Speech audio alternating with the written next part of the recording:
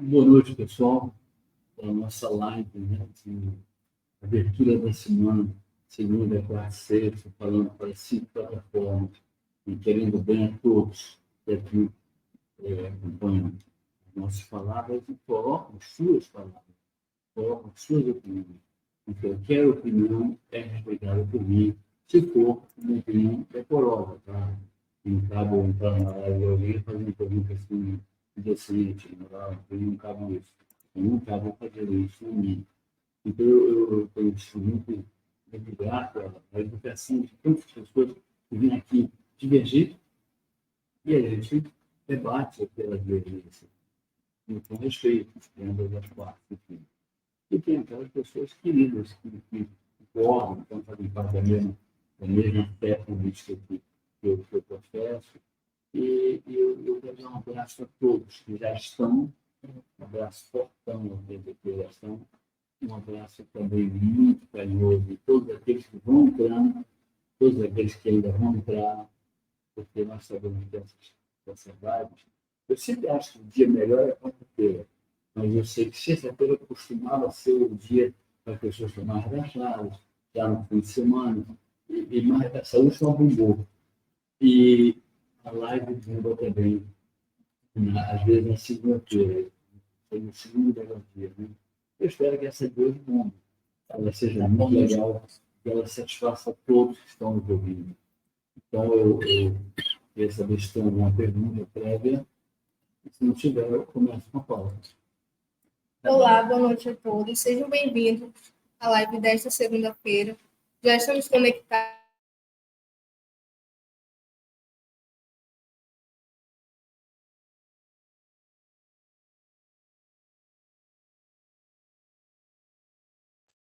A sua mensagem, que logo mais será respondido, tá? Muito bem. Então, alguma pergunta ou entra com a pauta? A gente tem aqui a Janaína Baldino dando boa noite. Boa noite, Janaína. Boa tem noite. Bastante tendo aqui, um abraço da sua querida amiga Gisele Alves, está mandando um abraço. Gisele, sim. Tem mais abraços aí? Manda os abraços aí. Aqui a gente tem o Switch. A Gisele. Switch. Aqui, ó. Tem o Roberto Glória. Roberto, boa noite sempre ao eterno prefeito e amigo. Sim, obrigado, Switch. Olha, a tradução do seu nome é doce, doçura, né? Então, isso é uma coisa muito boa. Já posso? Vamos lá, então. Olha, ontem, dia 29 de outubro, se comemorou o Dia Nacional do Livro. E aí, o presidente Lula, ele colocou uma frase que ele não foi muito feliz, porque, primeiro, distribuição armas. Eu não uso armas mesmo. Eu uso outras armas, enfim. Então, não essas outras, essas comuns. Ele fala assim: um Brasil que distribuiu livros em vez de armas, presidente Lula, está sorridente aqui, mas não é distribuiu, presidente, é distribuiu. Quer dizer, começa essa tentativa de ensinamento ao povo com um verbo colocado de maneira errada, do ponto de vista da gramática brasileira, enfim. Recomendando ao presidente Lula que ele lesse, ele precisava ler, precisava se informar mais, precisava ler não só as coisas internas, parece que ele não liga muito para isso, mas ler as coisas internas, ler o que estão dizendo os ministros dele, ler as produções dos outros ministros, enfim, ele tem que ler. E não, eu aconselharia a ler. Tempo ele tem, essas viagens que ele faz, que eu acho assim bobagem, acho inúteis, não rendem nada para o Brasil, a não ser desgastes, e já estão quase empatando com os 116 milhões que ele e Haddad cortaram do CAPES, que é exatamente o Centro de Preparação para Profissionais Especializados. O CAPES, ele visa a construir um forte capital intelectual para o Brasil. É assim que o país produz. No século passado, metade do século passado, nós tínhamos um PIB muito maior per capita, né? O Brasil é maior, sempre vai ser maior do que o PIB da Coreia do Sul, mas per capita, nós tínhamos várias vezes mais do que o da Coreia do Sul. Eles investiram tão seguramente em educação que eu diria que educação é uma política social, sim, mas é uma política econômica também, porque deu uma explosão de progresso na Coreia do Sul que hoje a gente fica até com vergonha de comparar o nosso PIB per capita, o que cabe por per capita, teoricamente, a cada brasileiro, se a gente compara com a Coreia do Sul, que já passou, fosse corrida de cavalo, já estava 500 mil cabeças na nossa frente, enfim, a pequena Coreia. Ou seja, não se investiu aqui em educação aquilo que a Coreia fez. E aqui eu diria para o presidente, leia nas suas viagens de avião, que eu sou contra, o senhor está gastando quase tanto quanto o que o senhor tirou do CAPES. Tome cuidado com isso, não é legal para a sua imagem. Mas leia pelo menos um autor de cada escola literária do Brasil. Tem, assim, eu diria, por exemplo, que na escola em que prepondera o Coelho Neto, eles são poetas, os versos todos caretas, todos certinhos, né? Então, eu acho que o Coelho Neto, que ele me perdoe, a memória dele me perdoe, tenho respeito, pelo respeito que as pessoas têm por ele, mas acho que ele é um autor chato, eu não me especializo em lê-lo. Mas li. Eu queria ler todos, de todas as escolas, alguns, e de algumas escolas, todos. Eu devorei os clássicos brasileiros, todos. Então, ler, por exemplo, e chegar a Machado de Assis, chegar, nossa, a língua portuguesa toda, chegar a tanta gente, a Fernando Pessoa, chegar a tanta gente que essa de Queiroz, português, chegar a... Nossa, nós temos Memória dos Sargentos de Milícias, um livro assim que é do pré-realismo. Você se diverte, você tem um verdadeiro gozo, uma verdadeira paixão por aquele livro, enfim. Ele deveria ler, eu recomendo isso, já que ele comemorou, embora com a palavra errada, distribuiu, que distribui, não é que distribui, esse U está mal feito aí, distribui. Então, que ele leia, porque ele tem tempo nos aviões, podia ler, começando pela literatura portuguesa e brasileira, para depois ele passar para outras literaturas traduzidas. E vou dar um exemplo para ele, o governador Gilberto Messinho, aqui do meu estado, ele começou a estudar inglês depois de 70 anos de idade. E ele dizia para mim, mas a minha pronúncia não é boa. Eu digo, não, meu governador, nunca vai ser boa a sua pronúncia, como se fosse uma criança que estivesse aprendendo a ler em inglês, a falar inglês. Mas o senhor domina plenamente hoje a língua inglesa, graças à sua obstinação, à sua força de vontade. O senhor domina a língua inglesa, o senhor lê inglês, o senhor fala inglês, o senhor entende inglês, o senhor vê, filme sem legenda, o senhor compreende perfeitamente o que estão dizendo. Então, eu quero saudar aqui um homem, um ex-governador, falecido já, que era de uma obstinação incrível. Quando ele queria uma coisa, ele queria mesmo. E uma coisa que ele queria era aprender inglês. Aprendeu inglês. Muito bem. Então, eu só corrigir esse rio de português, que já melhora bastante a comemoração do presidente Lula. Vamos lá. A gente tem aqui o nosso amigo Orlando César já está aqui com a gente na live. Nosso imperador e romano. Ele fez uma pergunta. Esse desgoverno vai ou não atingir a meta fiscal? Vai nada. Lula ladrão diz que não. Haddad desconversa dizendo que sim. Nem não. Eles entendem. Não. Quem mente? Não, os dois. O Lula, quando diz que não vai atingir, ele até não está mentindo, porque não vai atingir mesmo.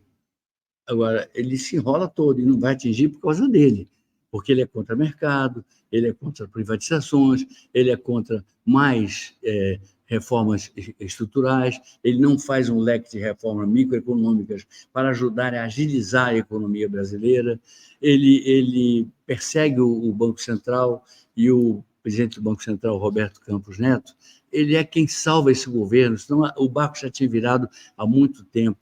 Ele está cuidando do câmbio do jeito que o governo, Haddad e Lula, não está cuidando da questão fiscal, da questão da arrumação das contas públicas. É isso, enfim.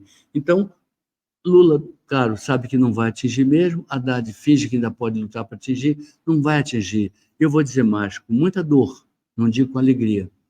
Eu não acredito que esse governo, o que ele pretende é fechar os buracos com impostos. Aí eles vão levar à falência a economia brasileira como um todo.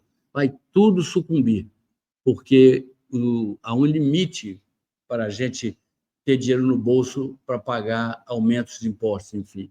Acaba tendo aqui uma revolta, como houve de Felipe dos Santos, que morreu enforcado, né?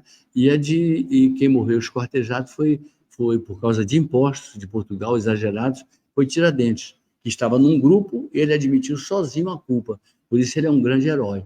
Por isso a gente respeita uma pessoa que soube morrer como um homem de verdade, um homem valente sozinho. Mas ele estava lutando contra o aumento de impostos, enfim.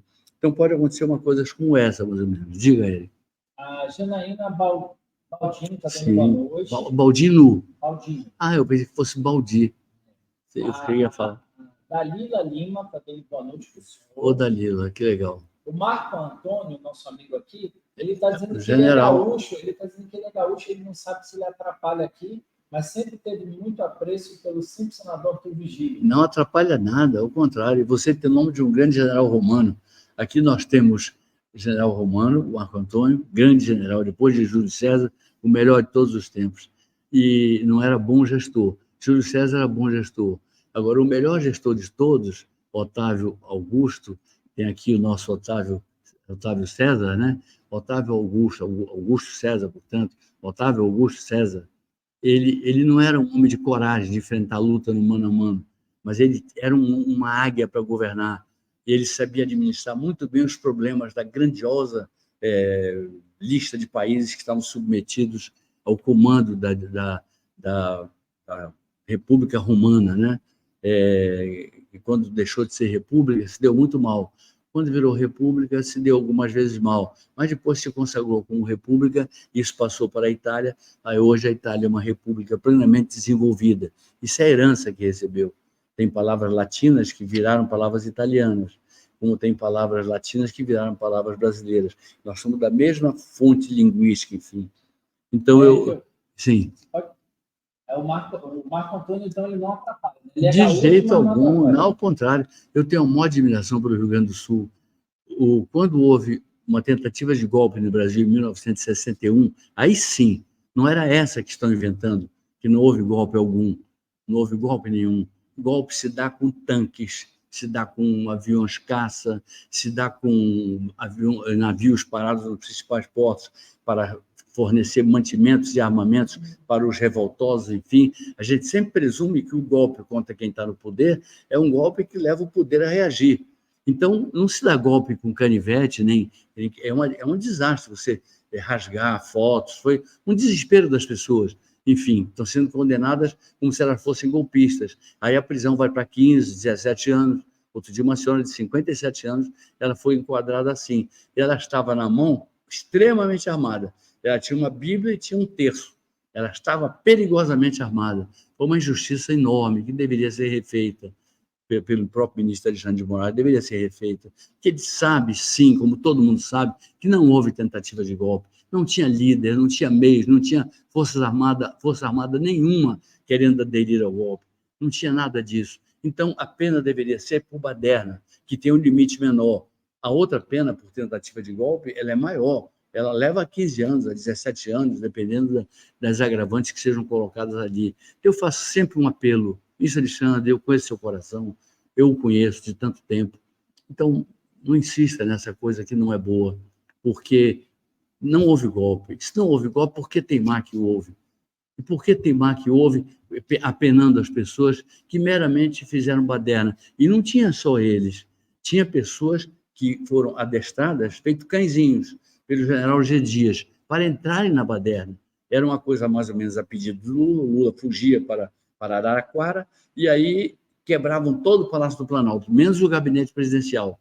E quem orientou isso e deu aguinha na boquinha dos nenéns, esses safadinhos, foi exatamente o general G. Dias, junto com outro general que é tão insignificante que eu esqueci o nome dele. Enfim, mas deram aguinha na boquinha, quer água? Então tem água aqui, serviu aguinha para eles, enfim. Eu fico tão assim, emocionado quando eu vejo um carinho desse, mas esses não foram presos, não foram localizados, e as câmeras são fartas, as do Palácio do Planalto. as do Ministério da Justiça, o ministro Dias não apagou. Não tem câmera de lá. Mas lá, talvez tivesse coisas muito boas para se ver. E vou dizer mais uma coisa para vocês. Esses que estavam sendo adestrados pelo ex-chefe do Gabinete de Segurança Internacional, general G. Dias, que quando foi a CPMI, é a CPMI ridícula, quando ele foi lá, ele estava sabendo das perguntas e, portanto, ele estava sabendo das respostas. Aquilo foi uma marmelada, para se falar de luta, uma marmelada feia, uma marmela da pior qualidade, enfim. Então, eu rogo muito por isso, peço por isso, imploro por isso. Não façam a mesma a comparação. Se não houve golpe, se não houve tentativa de golpe, então por que apenar pobres pessoas e não incluindo esses que se intrometeram dentro da política de Lula, dentro da política de G. Dias, que fizeram o seu quebra-quebra no Palácio? Para quê? Para não serem presos? Então, tinha infiltrados. E cadê os infiltrados? Cadê a punição aos infiltrados? Esses mereciam duas punições, a baderna e deveria a punição da falsidade, que não estavam lá acreditando em nada. Os outros, coitados, estavam acreditando que teve uma eleição irregular. Então, enfim, o direito que eles tinham de explodir assim, mas não o direito de quebrar o que quebraram, e de rasgar quadros valiosos, e de cortar lembranças dos três poderes. Isso não cabia realmente. Então, mas a pena deve ser de baderna, não deve ser de golpe, porque não teve golpe. Enfim. A gente tem aqui o Jefferson Vieira, já está dando boa noite para o senhor. Boa noite, Jefferson. Seja bem-vindo. A Dalila Lima contou aqui que a avó dela era uma negra que casou com um português aos 45 anos. Só aí foi alfabetizada. Aos 65 anos, minha avó se formou em enfermagem. Puxa, que bonito, viu? Que bonito. Meu avô, desembargador Arthur Virgílio, que hoje dá nome para o Fórum de Manaus, ele é considerado por muita gente talvez o melhor desembargador que já tenha havido na história do judiciário amazonense. Ele era muito duro e muito tranquilo. Ele uma vez estava na casa dele, ele tinha uma roseira na frente que ele plantava. Dia de sábado, domingo, ele cuidava de fazer, colocar água nas roseiras dele, nas rosas que ele oferecia para minha avó, as rosas que ele colhia. Era muito gentil, enfim, com ela. E meu avô, um dia, chega um sujeito que se dizia, assim como se Manaus não fosse nada, o Amazonas não fosse nada, ele diz assim: diga para ele que eu quero falar com ele. Neguinho, vem cá.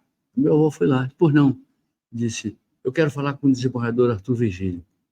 Eu estou falando, está falando com ele. Ele disse: para com isso, neguinho, para com brincadeira.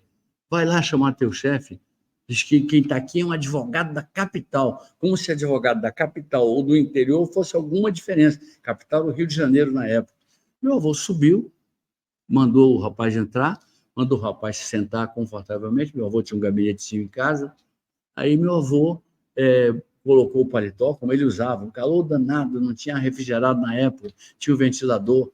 Meu avô, ele usava um colete, ele era muito elegante, usava um terno que era bem feito para o corpo esguio dele, né? Então ele recebia. Quando o sujeito viu que o neguinho era o meu avô, ele tremeu nas bases.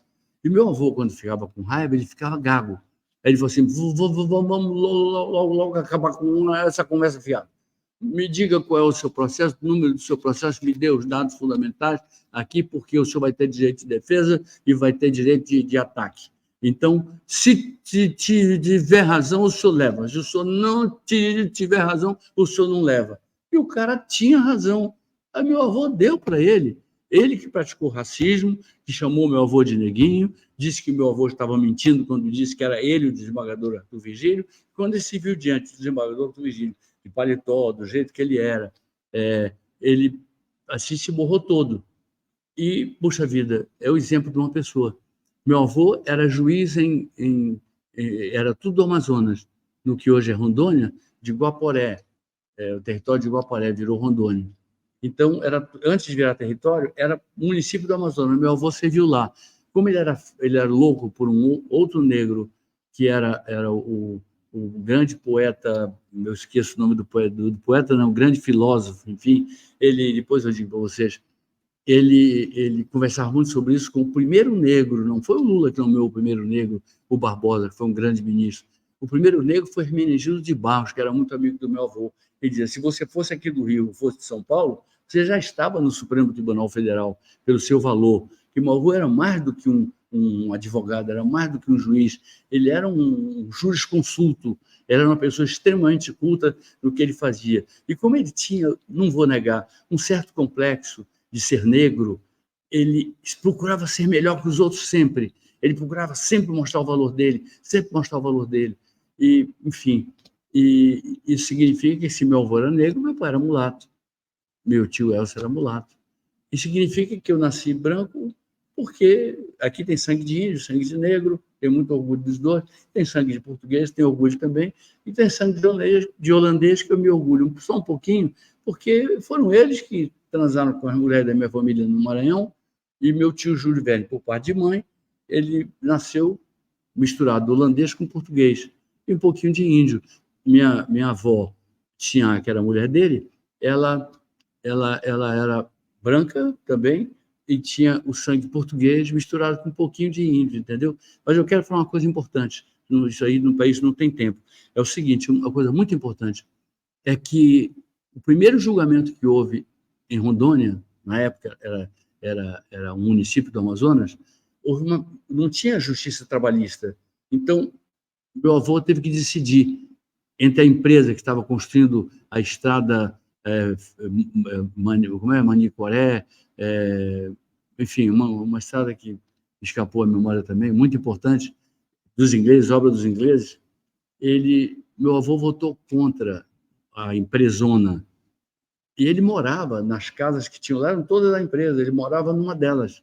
Ele queria pagar um salário, a empresa dizia que não recebia, e meu avô depositava na conta da empresa todo mês o que ele achava que valia o salário. Nunca ninguém poderia dizer que ele morou de graça na casa na casa de um empresário, de uma empresa, nunca ninguém podia dizer. Ele depositava na conta, se quisesse usar, usasse, se quisesse jogar fora, jogasse. Aí ele foi contra, ele defendeu o trabalhador naquela hora. Então, ficou avisado e disseram para ele, olha, o senhor teria que devolver a casa daqui a 2 meses, que está chegando um diretor para cá.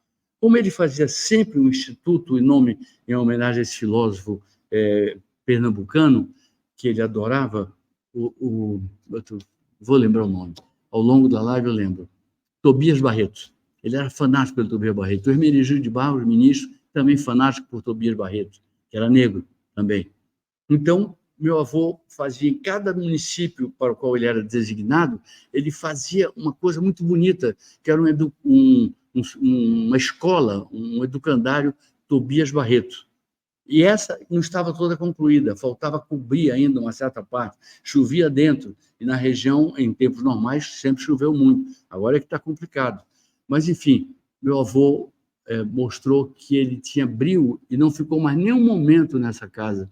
Ele foi morar com toda a família, improvisadamente, no chão, em rede, no que desse, até completar a obra do educandário Tobias Barreto e até ele ser transferido de lá. Eu espero que para a capital, não sei, mas ele veio para a capital, depois virou desembargador, absoluto mérito, enfim. Eu não podia deixar de contar isso para vocês, porque isso me dá muito orgulho mesmo. Já temos bastante pessoas conectadas aqui no Instagram, lhe dando boa noite. A Juscelia Souza, que sempre está com a gente. Sempre, a Juscelia está sempre aí. A Bruna Cassiano. Como? Bruna Cassiano. Bruna Cassiano, que legal. O Wellington Queiroz. Que legal. O Miguel. E o Joel Gomes deixou uma mensagem aqui para o senhor. Joel Gomes. Joel Gomes, que legal, Joel. Meu futuro prefeito de Manaus. Sou teu fã. Sou Jerunepé e meu sonho é te conhecer. Poxa, eu conheço muito Jerunepé e queria conhecer você, como você quer me conhecer. É só você entrar no particular, aqui do Twitter, ou do Instagram mesmo, seja qual for a sua plataforma, e nos avisar que você deu o seu telefone, que eu passo o meu para você, e a gente passa a se comunicar. Será uma grande honra. Eu adoro Jerunepé, tem isso também, sabe? Muito bem. Aí a gente tem aqui o Valdir, está dizendo, Virgílio, boa noite, felicidade para ti, sou barriga verde. Como é barriga verde? Pergunte dele aí. Pois é, o que é barriga verde? Vamos já descobrir. É alguma naturalidade, algum estado, né? A Daila Mas um abraço para ele também. A Daila Lima está dizendo também que a história que ele contou foi muito bonita. Sim, absolutamente verdadeira. E a Janaína mandou uma pergunta aqui. Arthur Vigílio, você tem medo de dizer que estamos em uma ditadura do judiciário? A democracia não se resume apenas à eleição. Tá perguntando aqui. Não, não tenho medo de nada. Meu pai falava para não ter medo de homem, de mulher, nem de lobisomem, para ter medo só do ridículo. Eu sempre aviso o presidente Lula disso. Não tema homem, mulher, nem lobisomem, mas tema o ridículo. Ele está se colocando em muitas situações ridículas, até quando finge que é líder mundial, essas coisas todas.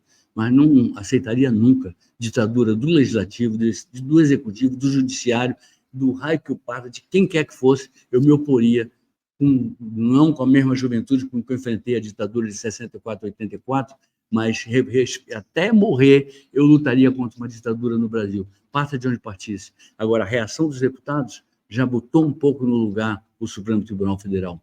Já mostrou que no Senado a mesma coisa. Começaram a rejeitar matérias, começaram a mostrar, e de repente eles fazem isso com algum ministro. E o Senado tem o poder de, se quiser, decretar o impeachment de algum ministro. Enfim, então os poderes têm que ser assim, cada um tem o seu. Não adianta avançar no legislativo, não adianta o legislativo avançar no executivo, não adianta o executivo invadir o judiciário, não adianta o judiciário invadir o legislativo, porque não cola, não é legal, não cola. Muitas vezes o judiciário legislou, eu dou razão a ele, porque o legislativo ficava morto. Então tinha que legislar sobre aquela matéria. E vários avisos eram dados, o legislativo não fazia nada. Eram safras ruins, né? Dessa vez, eles estão querendo que o judiciário não legisle. O judiciário vai parar de legislar, porque eu percebo que estão se formando uma minoria muito forte logo de início, que depois, com o povo dizendo sim, vai virar uma maioria muito estrondosa. Então, eu quero culpar o judiciário desse vexame, porque ele não merece. Eles estão dizendo aqui que Barriga Verde, a Janaína e o Marcos mandaram aqui que é o pessoal de Santa Catarina. Ah, que legal. Sabe que eu já tinha ouvido isso? Poxa, Barriga Verde, que legal, que bom. Eu tenho lá uma grande admiração, que é o Guga Kerten, né? Como eu admiro aquele rapaz, como eu admiro a beleza daquele estado, como eu admiro a educação, como eu admiro a organização de Santa Catarina. É um lugar muito especial assim para mim, sabe? E apareceu aqui o Wesley Souza. O Wesley Souza está dando boa noite para o senhor. Boa noite. Ele tá de kimono aqui. Eu acho que ele é Poxa, então, é da equipe. Muito respeito. E aí, ó, o nosso amigo lá do Twitter, José Costa, manda uma boa noite aí para ele, José Costa. José Costa é muito bom, viu? Ele escreve bem, é correto e tem muita coragem de afirmar as suas verdades. Eu acompanho muito bem o Zé. Ele mandou aqui duas matérias para o senhor no Twitter que estão nas nossas pautas. Eu só aviso para ele ficar atento aí que o senhor vai já comentar. Vou comentar na boa. E o nosso amigo Eurípides Assis está dizendo: mestre Arthur, eu tenho um compromisso, mas gostaria de ver depois a live. Ele vai assistir depois. Ele não vai conseguir assistir agora, mas vai assistir depois, tá? Sim. E a Maria Aparecida falou... Não me sinto no direito nem de perguntar qual é o compromisso, mas, de qualquer maneira, o momento de ver a live é seu e eu espero que goste, como eu gosto muito da sua presença aqui. A Maria Aparecida está dizendo aqui, ela é uma pessoa nova no nosso Twitter, ela está dizendo: deve ser muito interessante essa live com tudo que você posta no Twitter. Muito obrigado, eu espero que ela seja interessante para você também, Cida, se me permite chamar você de Cida, com muito carinho, com muito respeito. E o Edmilson Alcântara disse que o principal meio de transporte aqui nosso, né, primeiro seria a hidrovia, segundo uma ferrovia, terceiro a rodovia e a Transamazônica sendo contemplada com uma ferrovia. É a opinião dele aqui. A Transamazônica eu dou como um caso perdido, porque foi uma invenção da ditadura. Foi no governo, começou no governo Garrastazu Médici, tinha muito dinheiro, havia um ciclo de bonança nas economias centrais, então os países periféricos como o Brasil herdaram muito dinheiro mesmo. Daí inventaram aquele falso, com inflação de 40% ao ano, que era muito, aquele falso milagre brasileiro. Não teve milagre brasileiro nenhum milagre brasileiro, nada disso. Então, o Brasil não esqueça, eu esqueço mesmo uma coisa que não deu certo, que foi essa coisa grandiosa, típica de ditaduras. Ditadores adoram obras fantásticas que nem sempre saem do papel. Então, não saiu do papel de verdade essa Transamazônica. Teria sido uma coisa boa na época. Mas a BR que a gente precisa aqui no Amazonas é da BR-319. O Lula empurra a culpa para a ministra Marina, que é contra, sim. Mas ela pode ser contra à vontade, Se ela me pergunta, amiga minha como ela é, e qualquer pessoa pode me perguntar, isso traz algum dano ambiental? Eu digo, traz, claro que está. Tem pessoas mais simplistas que dizem assim, não, já está aberta, não traz. Traz alguns danos ambientais, sim. Mas eu pergunto se não é melhor a gente trabalhar a relação custo-benefício. Por exemplo, o estado que mais protege a floresta é o Amazonas. O estado que mais tem floresta original em pé, de toda a Amazônia internacional e de toda a Amazônia nacional, é o Amazonas. Não tem ninguém com mais floresta que nós aqui no Amazonas. Mas muito bem, muito bem. Então, quem segura, quem protege tanto, graças à sua Zona Franca de Manaus, quem segura a floresta em pé, que é o próprio polo industrial da Zona Franca de Manaus, merece até fazer um arranhãozinho na natureza, nada que corte um tendão, mas um arranhãozinho na natureza, para não virarmos uma ilha abandonada pelo continente brasileiro. Nós estamos vendo agora dificuldades com os rios. Então, o rio que tem dificuldade de atracar, ele não entra porque ele nos desabastece. Não entra porque ele não tem certeza de que ele vai poder sair. Então, ele acaba não entrando. Enquanto durar esse período que os nossos caboclos chamam de seca, que é não ter água mesmo, está uma coisa dura. Enfim, então nós estamos em que situação? A gente se mexe como? Como é que a gente se movimenta? Como é que a gente leva os produtos daqui para outros lugares? Então nós precisamos mesmo da BR-319. Em um outro momento eu até hesitaria em firmar tão firme essa luta, em fincar tão firme o pé, mas agora eu firmo. E não adianta o Lula inventar que a ministra não quer, não adianta ninguém, porque tudo que ele quer, o pessoal dele dá. A ministra Marina, ela tem brio, ela é capaz de dizer, não quero mais ser ministra. Mas ela já disse uma vez para ele, não concordava com a política dele, ambiental, e saiu. Mas eu acho que, apesar dela, eu digo isso com tristeza, porque eu gosto muito dela, nós precisamos agora, Marina, aqui da Marina, é questão de honra, é questão de vida ou morte. Nós não podemos ser desabastecidos, nós não podemos virar uma ilha distante do continente brasileiro. Nós temos que ter alguma saída por terra, porque nós não temos mais sequer rios para fazer as hidrovias. E tomara que isso tudo passe e que seja um ciclo negativo na vida da Amazônia e que tudo volte ao normal. Nós não podemos, nessa altura, mais abrir mão da construção da BR-319. Então, Lula, se vire e pare de conversa fiada e construa a BR-319. O Amazonas precisa. O Amazonas não é uma ilha. O Amazonas, pelo seu tamanho, ele é quase um continente. Ele não pode ficar isolado do restante do continente brasileiro. Olha aí, senador. O Wesley aqui já fez um convite para o senhor ir conhecer a academia dele na quinta-feira. Já mandou. Faço. Olha, eu tenho a impressão que tem uma pessoa que trabalha no meu condomínio. Vai ter por acaso, quinta-feira, uma alteração nas faixas, uma promoção nas faixas. Se for verdade, uma pessoa que trabalha no meu condomínio, que é muito minha amiga, um rapaz, ele não sei se ele é faixa marrom já ou se ele é faixa roxa, mas ele me pediu para ir lá. Não sei se é a mesma, mas eu queria saber disso. Eu vou perguntar dele quando eu chegar em casa. É uma figura boa. Eu gostei muito de ir lá, muito mesmo. Eu adoro, eu sou fanático pelo jiu-jitsu.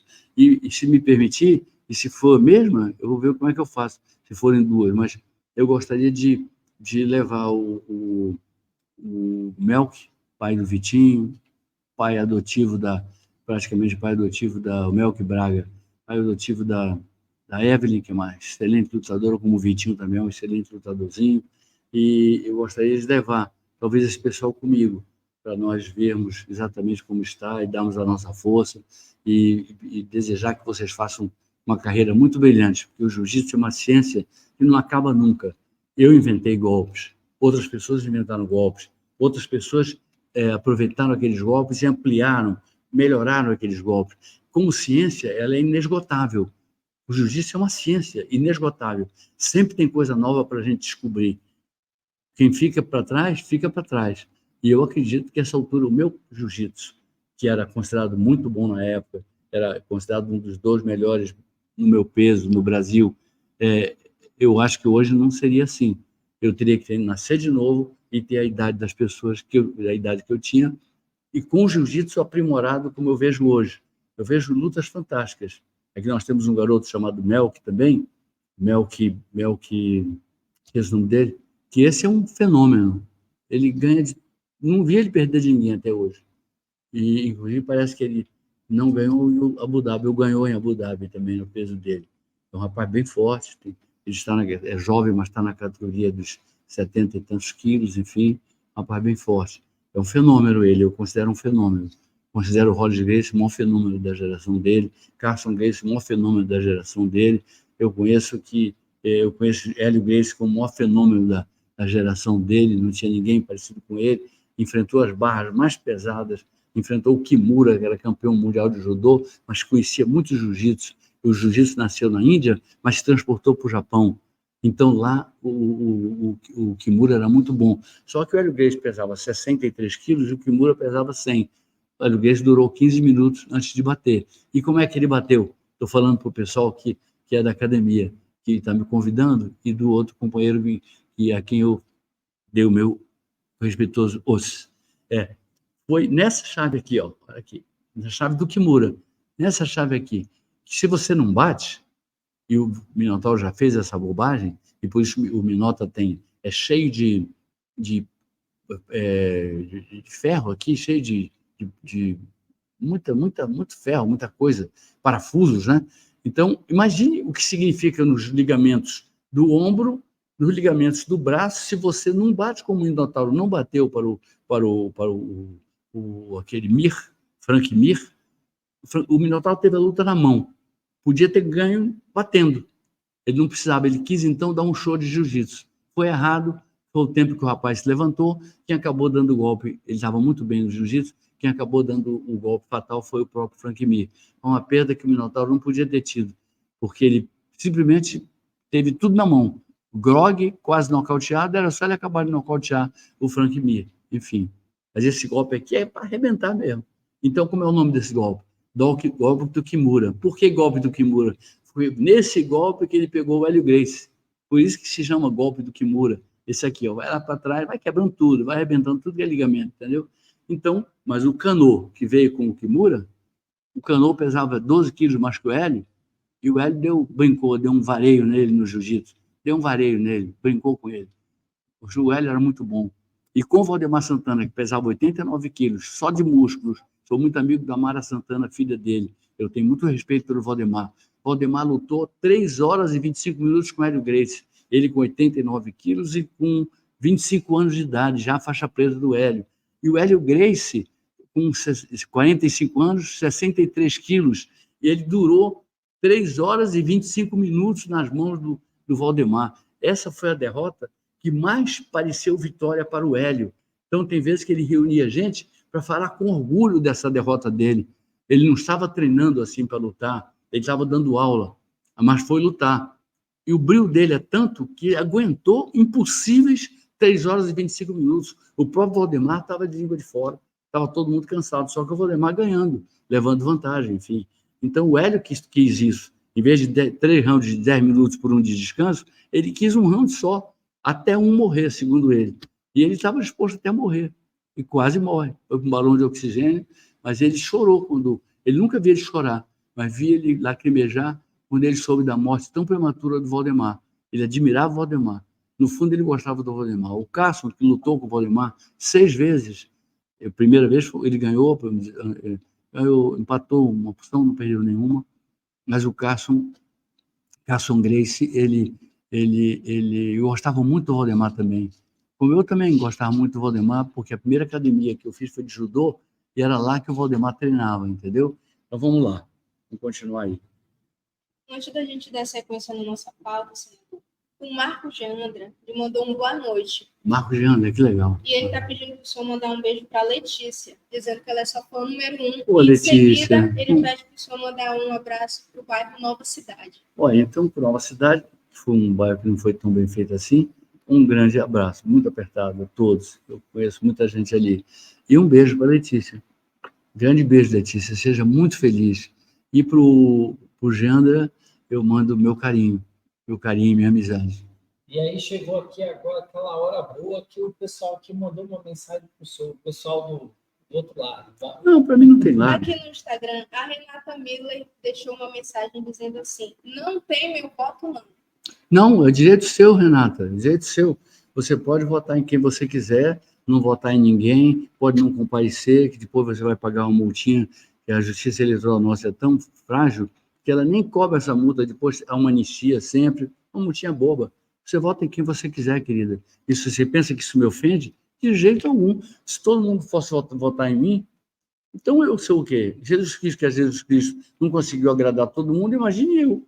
Imagine eu que sou um pobre mortal. Um pobre mortal. Então não pense em nenhum momento. Aceite até meu beijão.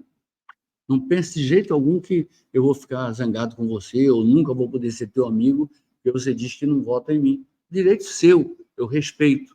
Não vou nem te perguntar em quem você vota, é problema teu. Isso é da tua consciência. Eu lutei muito contra a ditadura, justamente para nós termos democracia. E democracia garante a você o direito de não votar em mim e garante a mim o direito de ainda assim gostar de você. É isso que é democracia. O Wesley Souza está dizendo aqui que é ele mesmo, é o Wesley Souza, lá do seu condomínio. É o Wesley, que legal. Então você é na tua academia, né, Wesley? Eu estarei lá, Wesley. Estarei lá, com certeza. Vou chamar o Mel, se eu puder chamar, se o seu mestre concordar. Eu chamo o Mel, que chamo lá para nós fazermos uma bela homenagem. Eu quero.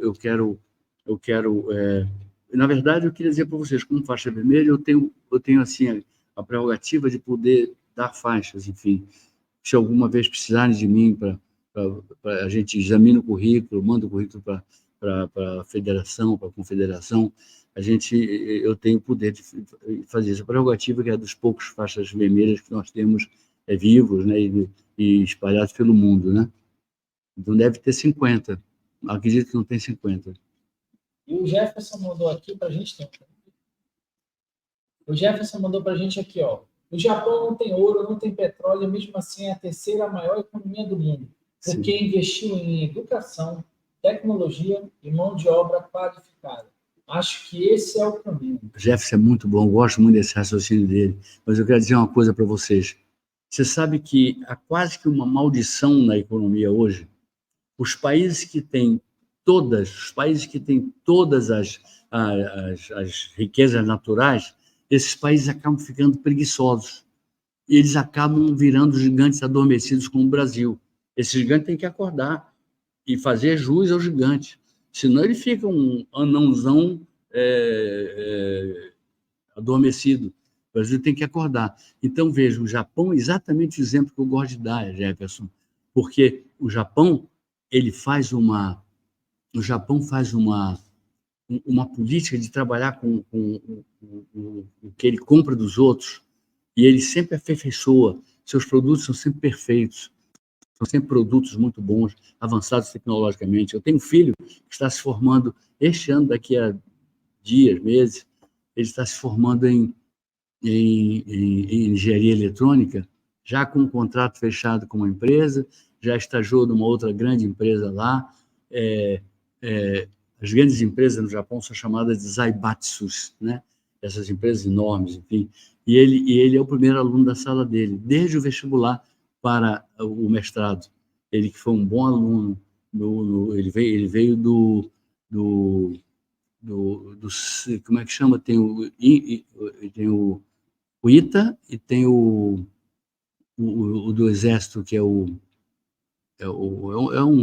são os dois melhores centros de preparação tecnológica que tem na América Latina toda. Meu filho foi para o Japão, está há mais de 4 anos sem ver a família, mais de 4 anos. Claro que na formatura dele eu não vou poder deixar de estar lá, eu vou ter que estar lá com ele. É um dia muito bonito.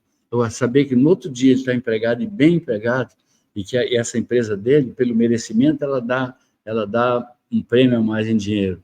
Pelo tempo, ela dá um prêmio a mais em dinheiro.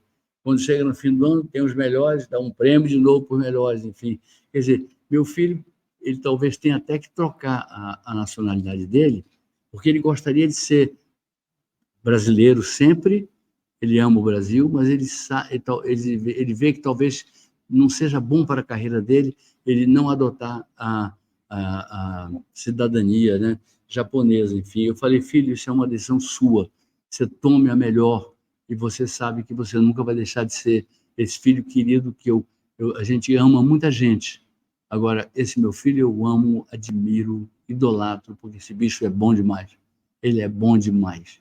Ele é bom demais. Ele é uma figura, eu sempre chamo ele de meu Einstein. Se vocês olharem o retrato dele, onde ele tem, você morre de rir, porque é cara de um cientista tipo Einstein mesmo, né? Ele é o meu Einsteinzinho, querido, meu Juliano.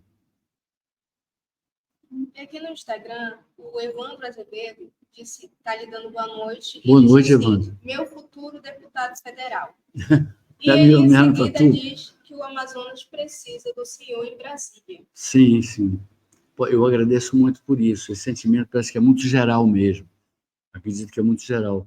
Eu acredito que a gente precisaria de mais afirmação lá. Eu, quando cheguei à Câmara Federal, e, portanto, quando cheguei ao Senado, eu estava mais do que vacinado, né? Eu cheguei à Câmara, o meu pai chegou e desbravou os caminhos dele. Meu pai foi um grande deputado, por isso que eu digo que ele sempre teve mais méritos do que eu, porque ele me ensinou todos os caminhos que um deputado precisa trilhar. Ele falou, fale nos primeiros dias, fale com muita força.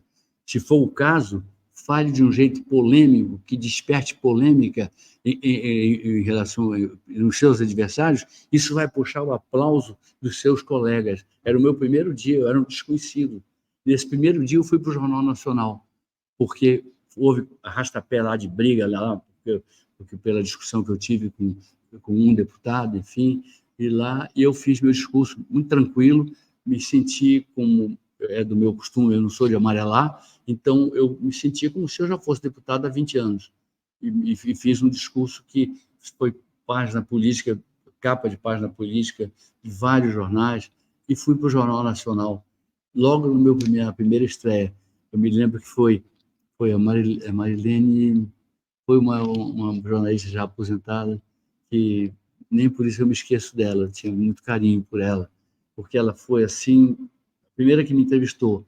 E outros jornais vieram, outras televisões vieram, mas eu me lembro muito bem que ela disse isso, que ela me deu aquela coisa que eu nem tinha certeza àquela altura se eu merecia de fato, ou se eu não tinha feito um discurso a mais. Eu não tinha noção de se eu tinha feito um discurso a mais ou se tinha sido um discurso diferente. E parece que foi um discurso diferente, porque houve tanto aplauso por parte do meu pessoal, houve tanta vaia por parte do pessoal do outro lado, que defendia a ditadura militar, que eu combatia, e combati ferozmente mesmo. E eu cumpri meu dever, procurei cumprir meu dever, e, sobretudo, quando se criou a Zona Franca, eu nunca permiti que tocasse na Zona Franca. Todo mundo que tentava se dava mal, porque começava uma brutal obstrução, eu sabia como fazer obstrução. Esses caminhos eu passo para alguns deputados que se destacam e que precisam só de amadurecimento e de alguns macetes que eu fartamente tenho na minha memória. Então, muito obrigado. Um quer me ver deputado, outro quer me ver prefeito, outro quer me ver senador. Eu sei que para uma coisa eu não sirvo, para papa, porque eu sou, como todo mundo, eu sou apenas um pecador. A Maria Avanete está mandando de Sergipe um boa noite. Essa não falta nunca. Grande senador, está mandando uma mensagem lá de Sergipe, o senhor. De Sergipe, sim. E o Geraldo Vasconcelos chegou aqui perguntando qual é a rota de fuga para a região norte do país. Pois é, eu digo assim, o Pará está ligado com o Amapá por estradas. Então, ligados à malha viária, vão sofrer menos que nós. Agora, Rondônia está ligada à malha viária. O região norte, Tocantins, está ligado à malha viária. Mas chega a Roraima e Acre, não estão ligados à malha viária. O Acre tem até uma saída para o Pacífico, mas não tem saída para o mercado brasileiro, que é aquele onde a gente coloca primeiramente os nossos produtos, enfim. Então, para mim, a saída para o Amazonas é acabar o Lula com essa história. Porque a Marina não quer, porque não sei quem não quer. Faça a estrada, Lula, é seu dever. Aliás, faça alguma obra, que o seu governo está acabando no primeiro ano dele, o primeiro ano está acabando, e eu não conheço uma obra que você iniciou e que tenha terminado essa obra. E se estivesse no caminho da obra, eu ainda perdoaria. Você não fez uma obra, só conversa. Se você fosse um vendedor, você venderia carro para cego, você venderia tudo. Você venderia carro para quem não sabe dirigir, para tudo. Mas a gente não pode viver de conversa, Lula. A gente vive de realidade. Na realidade, você não fez nada neste governo seu. Aqui no Instagram, o Roberto Glória está lhe dando boa noite. Boa noite, Roberto. E ele deixou uma Tá sempre mensagem conosco assim: também. Arthur é o maior defensor da Zona Franca de Manaus. Olha, eu procurei ser, porque era meu dever. Então, depois a Federação da Indústria do Estado do Amazonas colocou Ronaldo, uma figura muito capaz, para ficar colado comigo. Eu era líder da oposição ao Lula no Senado. Então, quando tinha confusão com a Zona Franca, começava logo aquela obstrução feroz, obstrução que, tipo, os 300 de Esparta, não passava peça por ali, não. Ali não passava, não. Então, eu procurava me desdobrar em muitos. Eu tinha uma política que era apoiar os estados que eram prejudicados ou por São Paulo ou pela União, pelo Brasil. Então, esses estados, eu procurava saber o que eles tinham lá, eu via que tinha mérito na queixa deles, eu me juntava a eles numa reunião de bancada deles, e depois eu me juntava a eles falando, adiando votação, procurando ganhar a parada com eles. Então, quando eu tinha alguma coisa com a Zona Franca, eles eram, todos esses estados, muito gratos. Eu, por exemplo, ajudei fundamentalmente a Ford a ir para a Bahia. A Bahia foi mantida pelos governadores anteriores, mas esse que está aí, que, aliás, eu torceria muito para que fosse fake news, mas o ministro atual da Casa Civil, ele tem um vídeo dele em que ele fica justificando o tráfico, dizendo que o tráfico emprega muito jovem, e que tem alguns que nem usam a droga, mas que ele dá motocicleta e emprega muitos jovens. Eu fiquei olhando, eu digo, foi governador da Bahia e hoje é ministro-chefe da Casa Civil. Pelo amor de Deus, isso removeu o meu estômago, mexeu com o meu estômago, eu tive vontade de vomitar, sinceramente, porque nós não podemos ser condescendentes com o tráfico de jeito algum. Então, eu gostaria que esse rapaz me provasse que isso era uma fake news, porque tem cara, ou seja, eu acabei dizendo isso porque, enfim, foi noticiada por órgãos de credibilidade da imprensa brasileira. Mas, pelo amor de Deus, ministro, não diga essa tolice mais, se desdiga, peça desculpas. Foi uma coisa terrível. E o senhor expulsou a Ford. Ela não se deu bem com o senhor de jeito algum. Olha o PT como é. Tinha um governador bigodudo lá, que era até meu amigo, muito honesto, não era ladrão. Ele saía do governo, ele ia, ou de qualquer lugar, qualquer mandato dele, ele ia direto para o banco onde ele trabalhava, ele tinha um banco desses oficiais que ele trabalhava, então, Olívio Dutra. Mas ele não aceitou a Ford lá, a Ford escolheu o Rio Grande do Sul, que ela queria ficar perto do grosso do mercado consumidor brasileiro. Foi isso, ele não aceitou. Aí eu falei, poxa, não é aqui na Zona Franca não cabia indústria automobilística, cabia lá, na Bahia. Aí comecei a lutar. Imediatamente aquele guerreiro, que era o governador Antônio Carlos Magalhães, se juntou, correu de lá com o avião para cá, e o discurso que eu fiz, dando o sim do presidente Fernando Henrique, foi um discurso ouvido e aplaudido por toda a bancada baiana. Quem era a favor de Antônio Carlos ficou aplaudindo, e quem era o pessoal do Antônio Carlos estava aplaudindo vibrantemente o discurso, e eu fiquei muito feliz, porque, inclusive, aquilo significou um acordo de paz, porque eles estavam meio distantes um do outro, Fernando Henrique e o pai do meu querido irmão Luiz Eduardo Magalhães, o meu senador, meu colega senador, o outro foi meu colega deputado, morreu muito cedo, o filho, e o pai continua aí.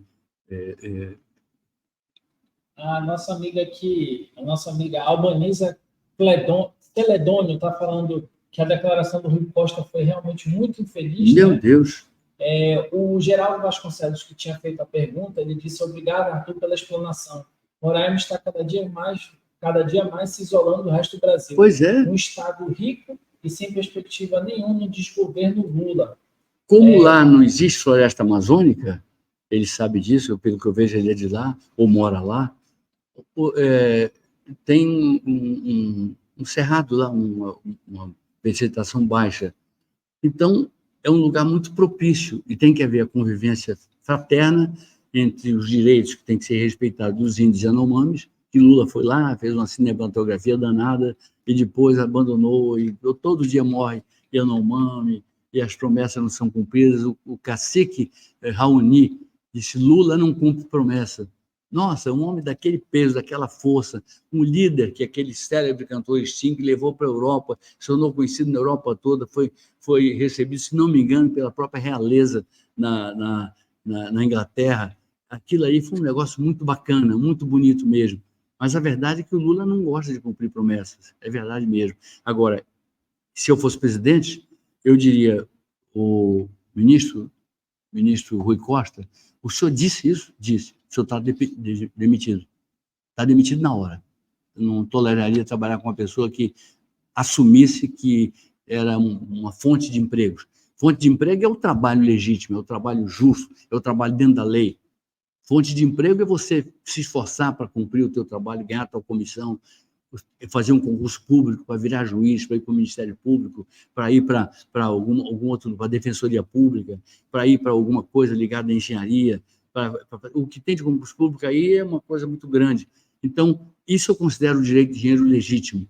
Agora, exaltar o tráfico, pelo amor de Deus, pelo amor de Deus.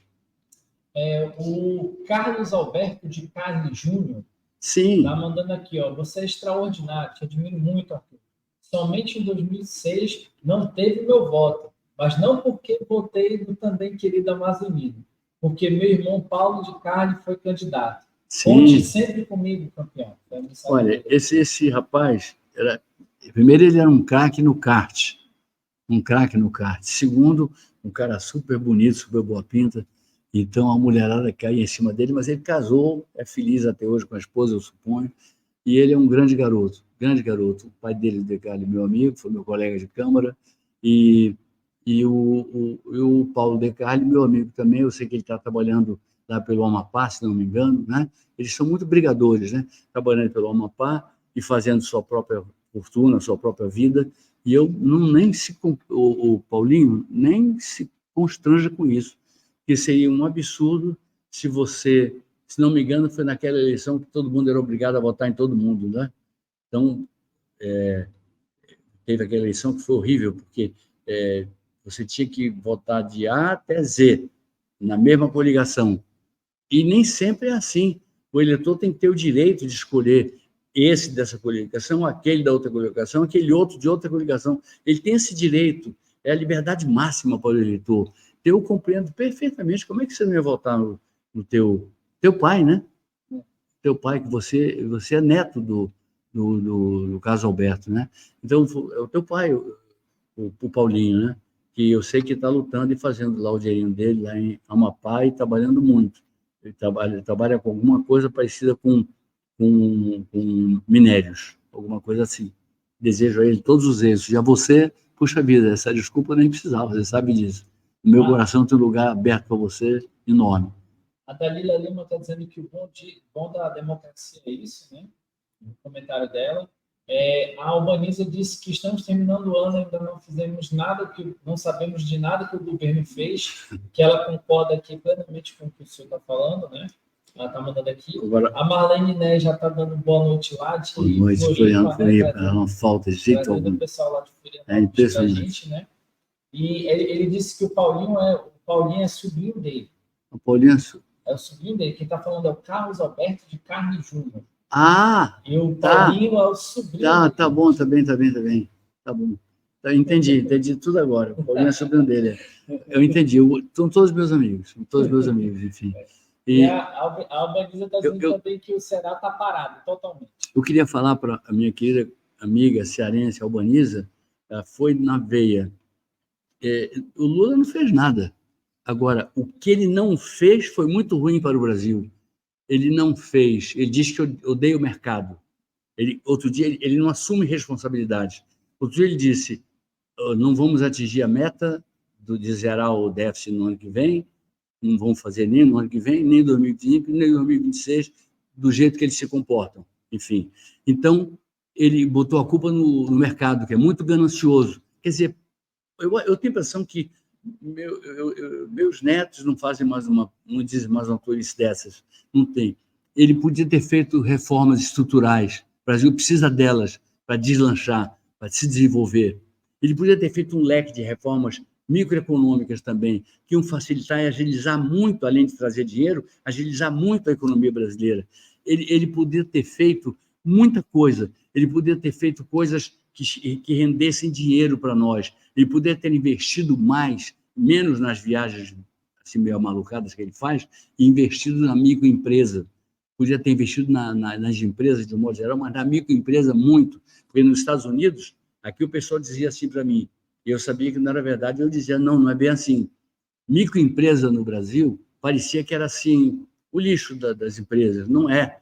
Ela pode desenvolver tecnologia. Foi por isso que eu abri o Casarão da Inovação, foi justamente para startups lá criarem tecnologia para o Amazonas. E eu inventei isso aí? Não, eu copiei de Recife. Então, aquilo que é bom, a gente copia. Eu melhorei tanto no IDEB por várias razões. Tinha uma grande secretária, que hoje é secretária do governo do Lula, não sei, secretária de ensino fundamental. Ele devia aproveitá-la mesmo, porque ela é muito capaz.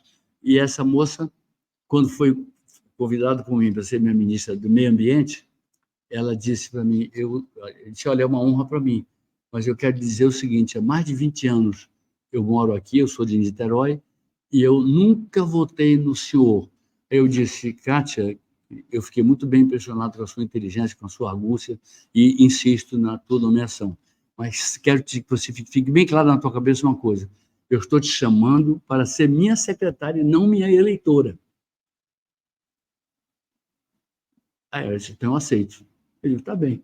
Teve um dia uma eleição dele, ela ficou louca. Aí ela começou, saiu para a rua. Eu digo, olha, você viu? Um dia você acabou votando, eu sabia que um dia ia acontecer isso, enfim. Mas chegaram a dizer para mim que eu não podia nomear para o grande data center que nós tínhamos lá, que tem espaço para tudo, o que der e o que vier. Então, disseram que eu não podia nomear porque o rapaz era ligado ao PT.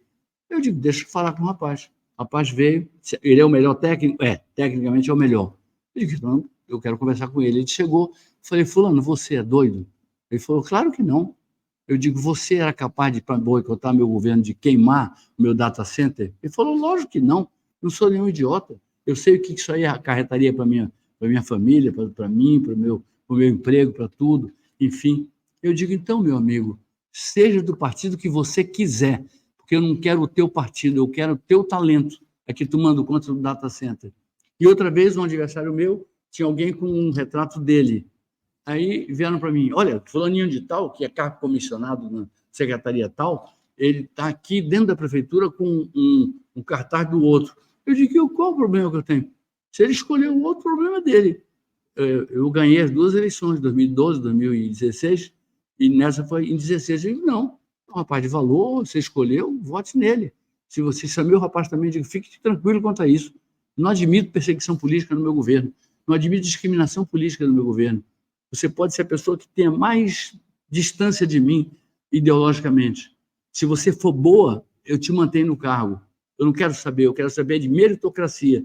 E não perdoo o Lula por ele ter um ministério tão frágil, tão fraco, um ministério que tem quase nenhum expoente, que tem um ministro da Fazenda que não entende economia, tem um presidente que não entende e, ao mesmo tempo, dá ordens que eles cumprem, ordens absurdas, que os militares não cumprem, quando é ordem absurda, mas os ministros dele cumprem, fazem tudo que seu mestre manda e saem as piores tolices.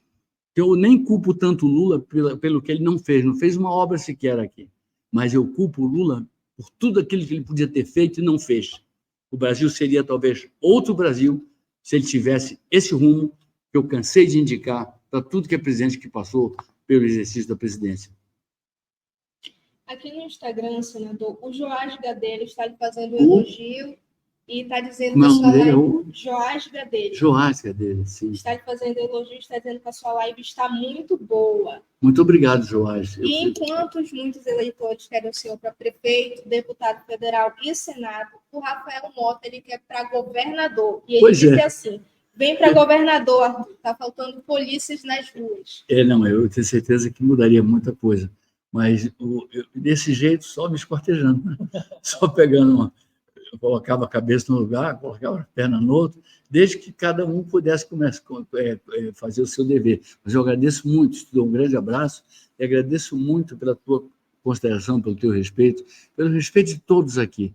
Teve quem divergisse, e, puxa vida, qual o problema de divergir? A divergência é o sal da terra. A divergência, o debate, a troca de ideias, confrontos de ideias, é que fazem um país ir para frente, porque certas teorias terminam superadas por teorias melhores. Então, a gente tem que tornar práticas essas teorias que podem, por exemplo, ter derrotado a mim alguma vez. Outra vez pode ser uma teoria que eu própria tenha derrotado os adversários.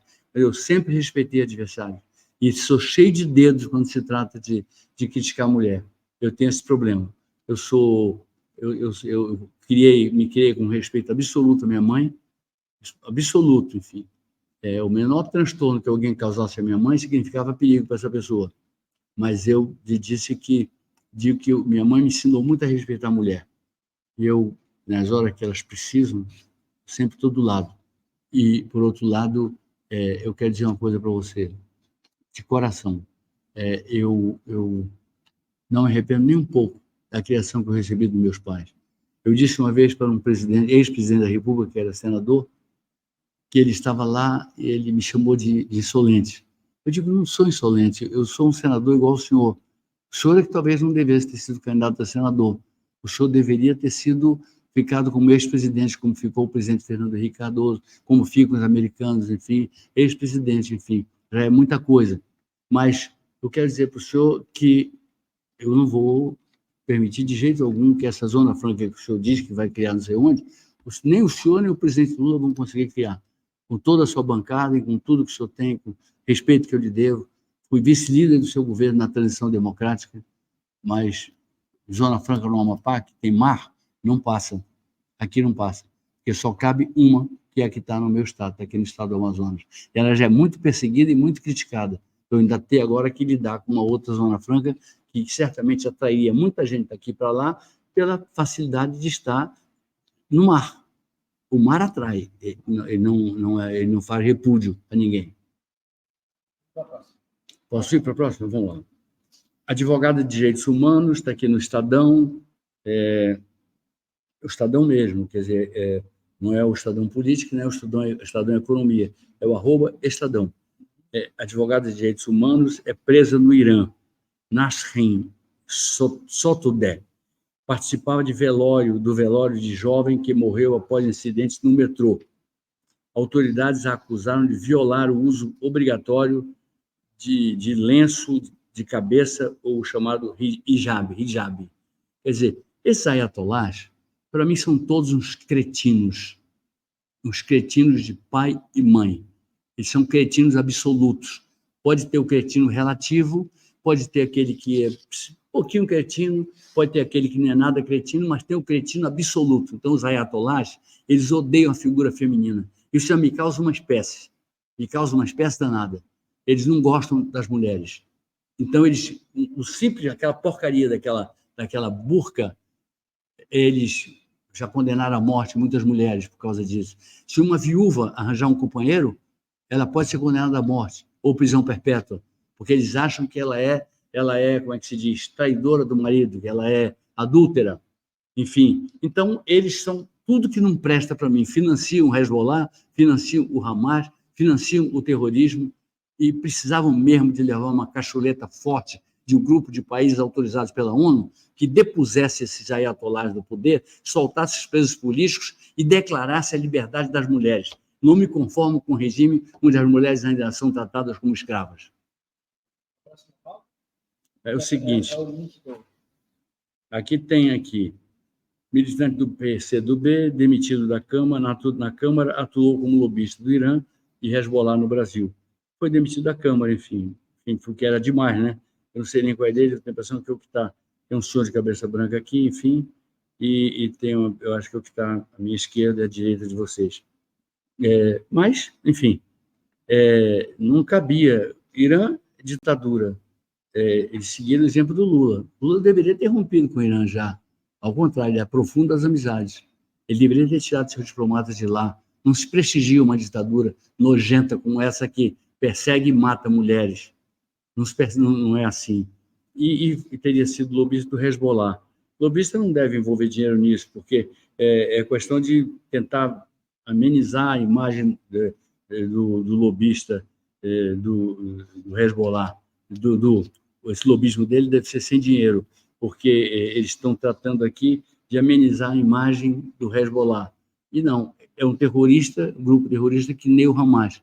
E, por mim, todos eles seriam exterminados, para que a gente pudesse pensar, inclusive, num plano Marshall II, que fosse aos países mais pobres do mundo, como o plano Marshall I foram aqueles que saíram arrasados da guerra e eram muito ricos. O plano Marshall I foi isso. Ele abarrotou os Estados Unidos de dinheiro, eles custearam o plano, mas já ficaram riquíssimos porque eles começaram a vender tudo aquilo que a indústria deles produzia. Eles estavam crescendo, já eram o maior do mundo quando acabou a guerra. Os países que estavam mais metidos na guerra, que se meteram antes deles, saíram arrasados economicamente, enfim.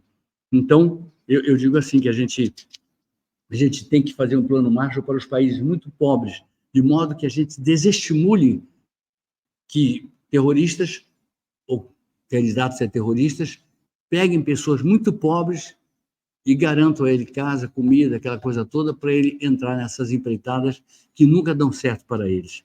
Então, vamos aqui para o Metrópolis. O Metrópolis, @Metrópolis. O Metrópolis é muito respeitado, eu tenho muito respeito por eles. A tradução foi feita pelo Sam Puncher, que é uma pessoa que a gente se comunica bastante com ele. Milhares de civis, incluindo um intolerável número de crianças, estão sendo punidos por crimes que não cometeram, diz Mauro Vieira na ONU, meu colega diplomata e pessoa fraca, frágil, faz exatamente tudo que Celso Amorim manda para ele. E Celso Amorim está se mostrando, no final da vida, frágil, fraco, porque tudo que é tolice que o Lula inventa, ele adota. Ele deveria ensinar o Lula o que é política externa. Ele foi chanceler, é embaixador, o outro é embaixador. Agora, esse aqui é muito fraquinho, ele jamais vai peitar o Lula. Ele jamais vai dizer, ele está feliz da vida de ser ministro, ele deve comemorar isso todo dia com a família dele. Enfim, é uma pessoa muito fraca mesmo. Agora, eu quero perguntar o seguinte, ele está em pronunciamento, esse mesmo cidadão afirmou que o órgão, esse Conselho de Segurança, esse órgão, o Conselho de Segurança da ONU, está falhando vergonhosamente. Você sabe quem é o presidente do órgão, por rodízio? Chegou a vez do Brasil. O presidente do órgão é esse rapaz aqui. Esse ratinho que está aqui. Ele se levanta feito ratinho, senta com um ratinho, enfim, tem medo de debater com os outros, enfim. Então, ele é o presidente. Se ele acha que está sendo vergonhoso, neste momento, o órgão, eu pergunto, o que ele faz com o presidente lá? Que história é essa de ser presidente de desgraça, de vergonha e tudo mais? Ele não se manifesta como um presidente? Por que ele não equilibra? Por que não para de proteger o terrorista Hamas? Por que não para de proteger o terrorista Hezbollah? Por que não entra naquilo que devia ser o verdadeiro dever de alguém que está, naquele momento, exercendo um cargo importante, por mais que seja um mês só, mas hoje ele é o presidente e ele está xingando, criticando o órgão que está falhando vergonhosamente. Eu vou dizer para ele, ministro Mauro Iecker Vieira. Mauro, o nome dele não é só Mauro Vieira, é Mauro Iecker Vieira. Mauro Iecker Vieira, você está sendo um péssimo presidente do Conselho de Segurança e você segue cegamente tudo que do Lula lhe manda. Não passa pela sua cabeça dizer, presidente, não é bem assim.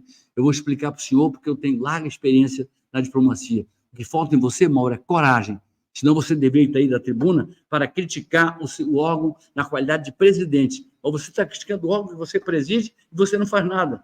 Então, meu amigo, você merece um órgão que trabalhe vergonhosamente, que não é o caso do Conselho de Segurança da ONU. Talvez o errado aí não seja o Conselho, talvez o errado seja você, com as ideias loucas que o Lula passa para você, e que é sempre para poupar o Hamas, sempre para inventar uma culpa de Israel, enfim, que foi agredida, assim como o Lula não queria também ser solidário, vai até receber aqui o presidente, mas falsidade pura da parte dele, Zelensky. Ele não brinca com o Zelensky, porque o Zelensky sabe muita coisa da história do Brasil, inclusive um roubo de terras do Brasil contra o Uruguai e contra o Paraguai.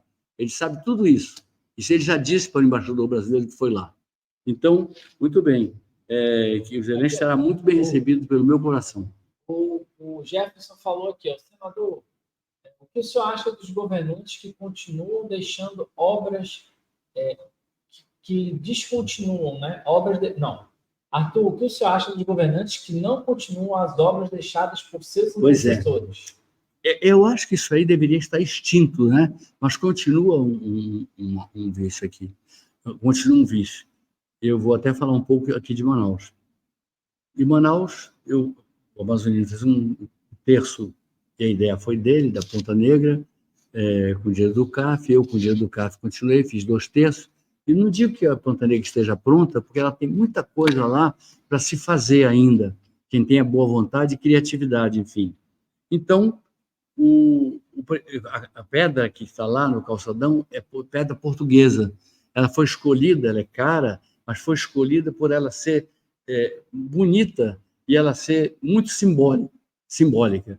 É a prova de amor por aquele lugar que está ali, que é um lugar muito frequentado pelo povão aqui de Manaus. Enfim, o prefeito vai e pinta de vermelho. Um jornal criticou, ele está retirando a pintura. Então, ele gastou dinheiro público pintando de vermelho, gastou dinheiro público tirando de vermelho, do vermelho, enfim. Então, ele agora está pintando as máquinas de trabalho da Secretaria de Infraestrutura com a cor do partido dele. Totalmente errado outra vez, totalmente criticável outra vez, porque ele não teria que ficar pintando com a cor do partido dele, porque isso aí é crime, inclusive. Isso caracteriza, por exemplo, a campanha antecipada. Isso tem uma porção de delito nisso, não é só a criancice dele, não é só a infantilidade com que ele governa, não é só isso, não. Ele não sabe que ele está cometendo crimes graves perante as leis eleitorais do país, né? Enfim, então eu vi hoje uns tratores assim com o partido dele, e ele coloca o partido dele, a cor do partido dele, que é um partido que não sei nem quantos anos vai durar, vai acabar acabando, enfim, ele troca de partido a hora que precisar. Aí, se ele fosse prefeito outra vez, ele iria colocar outro partido, pronto, enfim. Então, não vai legal. A forma como ele está se comportando não tem sido uma forma legal, uma forma correta. E ele não fala diretamente comigo. Ele bota um rapaz que já viveu às custas do meu filho, foi assessor do meu filho, quando meu filho era vereador, quando meu filho era deputado, é secretário de obras dele sem entender patavinas de obra, por isso que não sai obra nenhuma. E eu deixei obras que ele acabou, muitas delas. Ele acabou muitas delas. Agora, ele implicou com uma que quem não é daqui não vai entender, mas quem é daqui de Manaus entende. Tinha uma lixeira, não era um terminal, aquele terminal 1 ali na Constantino Neri. Era uma lixeira aquilo. Eu falei, eu não saio do governo sem deixar um brinco isso aqui. Então, destruí a lixeira, coloquei lá o mais bonito terminal que possa ter aqui em todo o norte do país. E o prefeito implicou com essa obra. Talvez, não entendo ele, não sei. Talvez seja um pouco de infantilidade, um pouco do despreparo que o deixa nervoso. Eu o perdoo antecipadamente. Enfim, mas é isso. Então, quando eu não completei uma obra, eu disse assim, está faltando 6%, está aqui o dinheiro. Está faltando 2%, está aqui o dinheiro. Essa aqui está faltando 4%, está aqui o dinheiro. Eu deixei tudo organizado.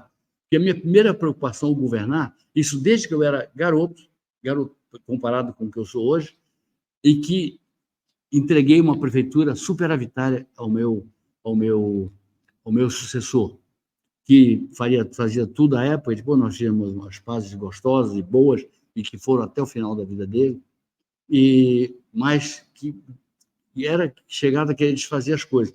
E uma pessoa que foi ministro, Alfredo Nascimento, quando ele assumiu, ele era o chefe da transição nesse governo. Ele chegou para o meu pessoal e falou assim, olha, nunca pensei que a prefeitura do Arthur fosse tão organizada como ela é. Meu querido amigo hoje, pessoa que eu gosto dele muito. Então, aqui tem o Terra Brasil. Washington Arruda mandou aqui que o Arthur sabe das coisas. Ele mandou aqui para o senhor. Viu? Obrigado, Washington. Obrigado mesmo, viu? E aí podemos seguir para a próxima parte. Muito obrigado. Obrigado com coração e com carinho. Ó, tem aqui o Terra Brasil Notícias, o @Terra Brasil Notes.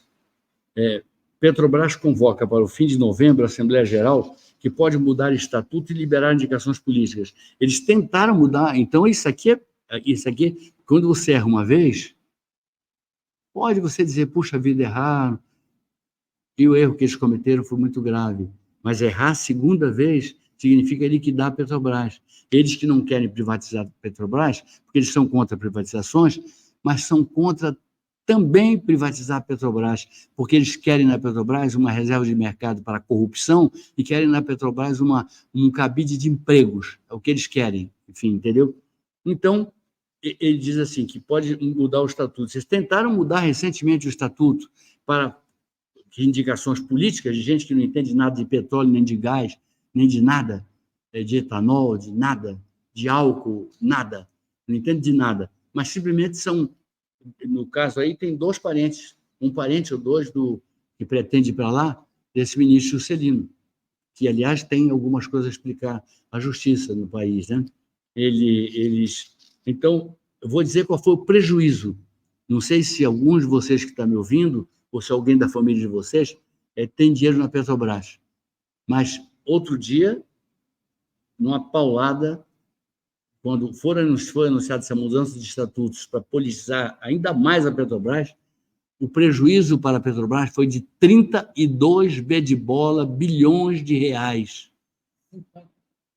Eu tenho como 32.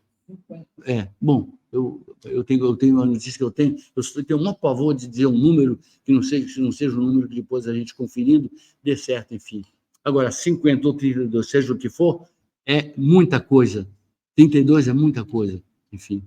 Então, eu creio que não faz nada que preste lá o senhor Jean-Paul Prats, tem um nome elegante, francês, né? Enfim, mas não está fazendo nada. E eu creio que essa Assembleia Geral ela pode mudar, vai com certeza liberar indicações políticas. Aí a Bolsa vai cair por causa da Petrobras. A Petrobras vai ter suas ações arrasadas. Então, é bom ficarem todos atentos, quem tiver ação da Petrobras, e pensar em ir vendendo, se tiver algum lucro ainda. Se já estiver no prejuízo, o jeito é guardar, porque isso tudo passa, você guarda, e depois, um belo dia, algum presidente vai ressuscitar a Petrobras, de preferência privatizando a Petrobras. Ela viraria uma gigante como a Vale, como a Embraer, como a Companhia Siderúrgica Nacional.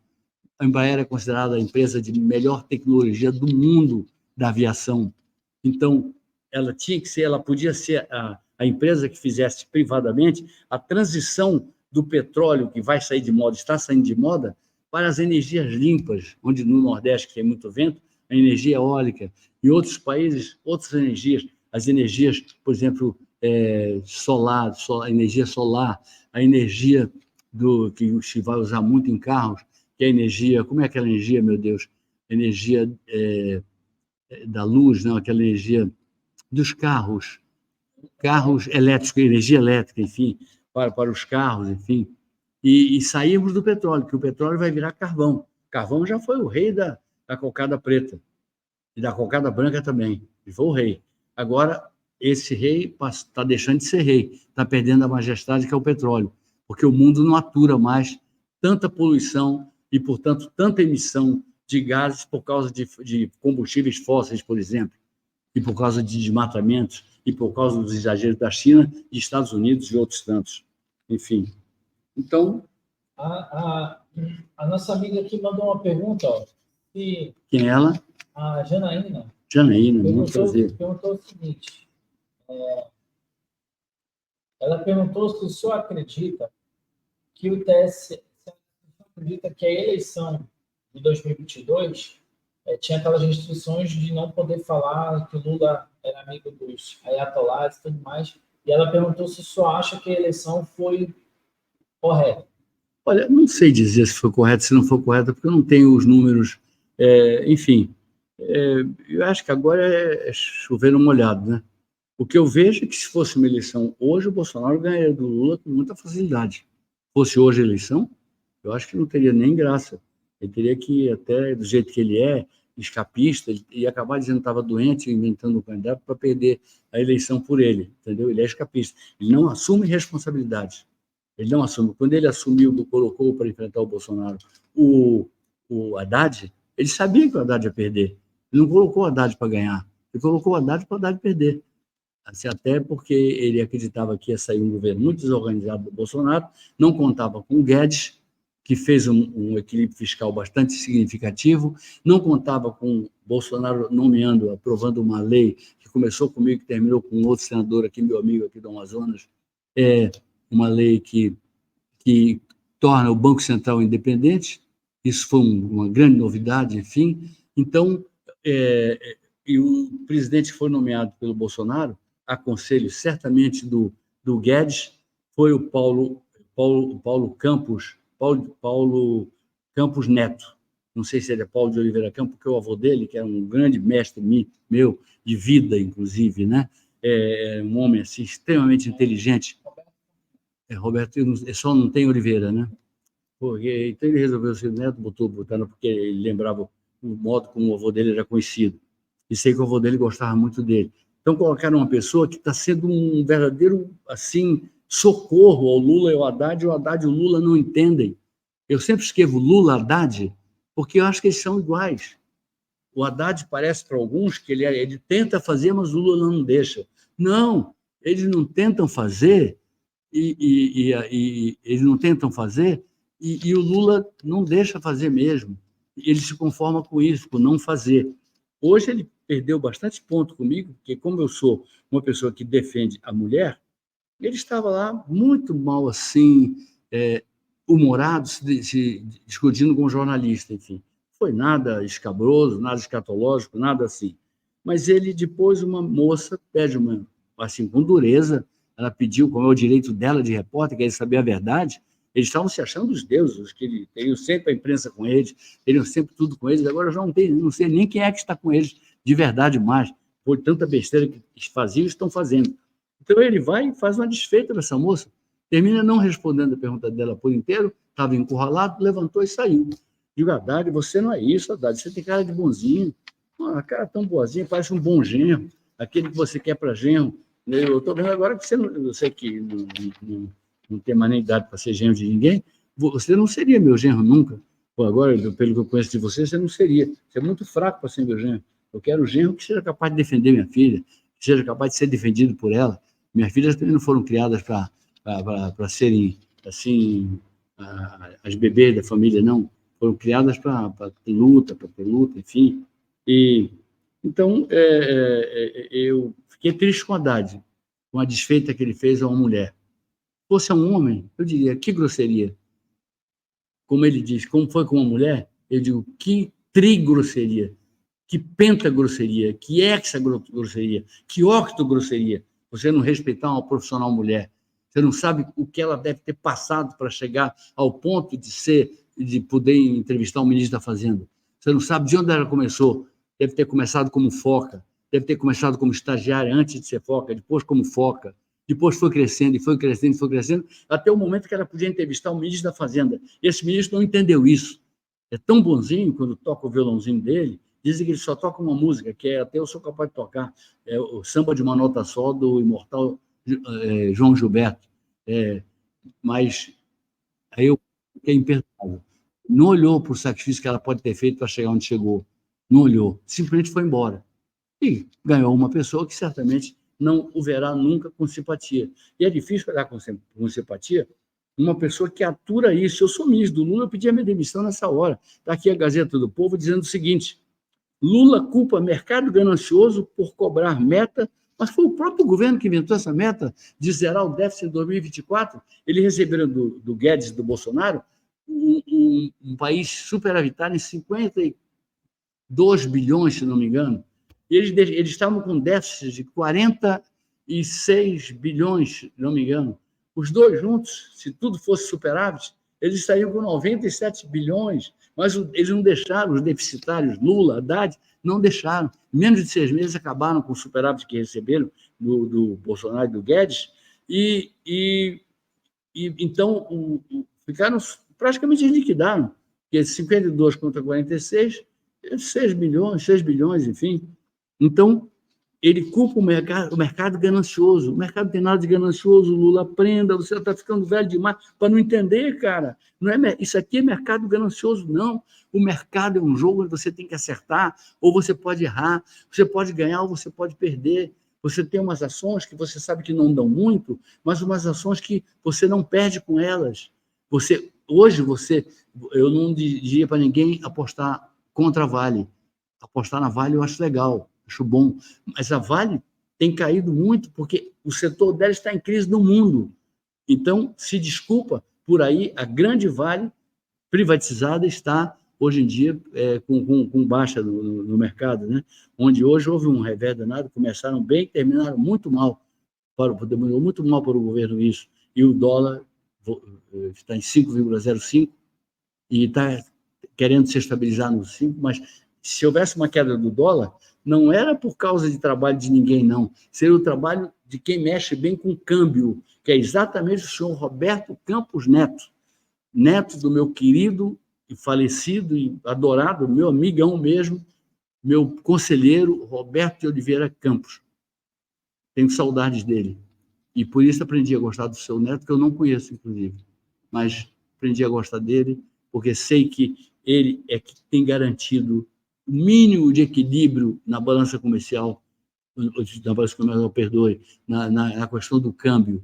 Porque nós temos o câmbio, nós temos a inflação, nós temos as metas de inflação, nós temos esse é o tripé que acabou com a hiperinflação no governo do FHC. Vamos lá.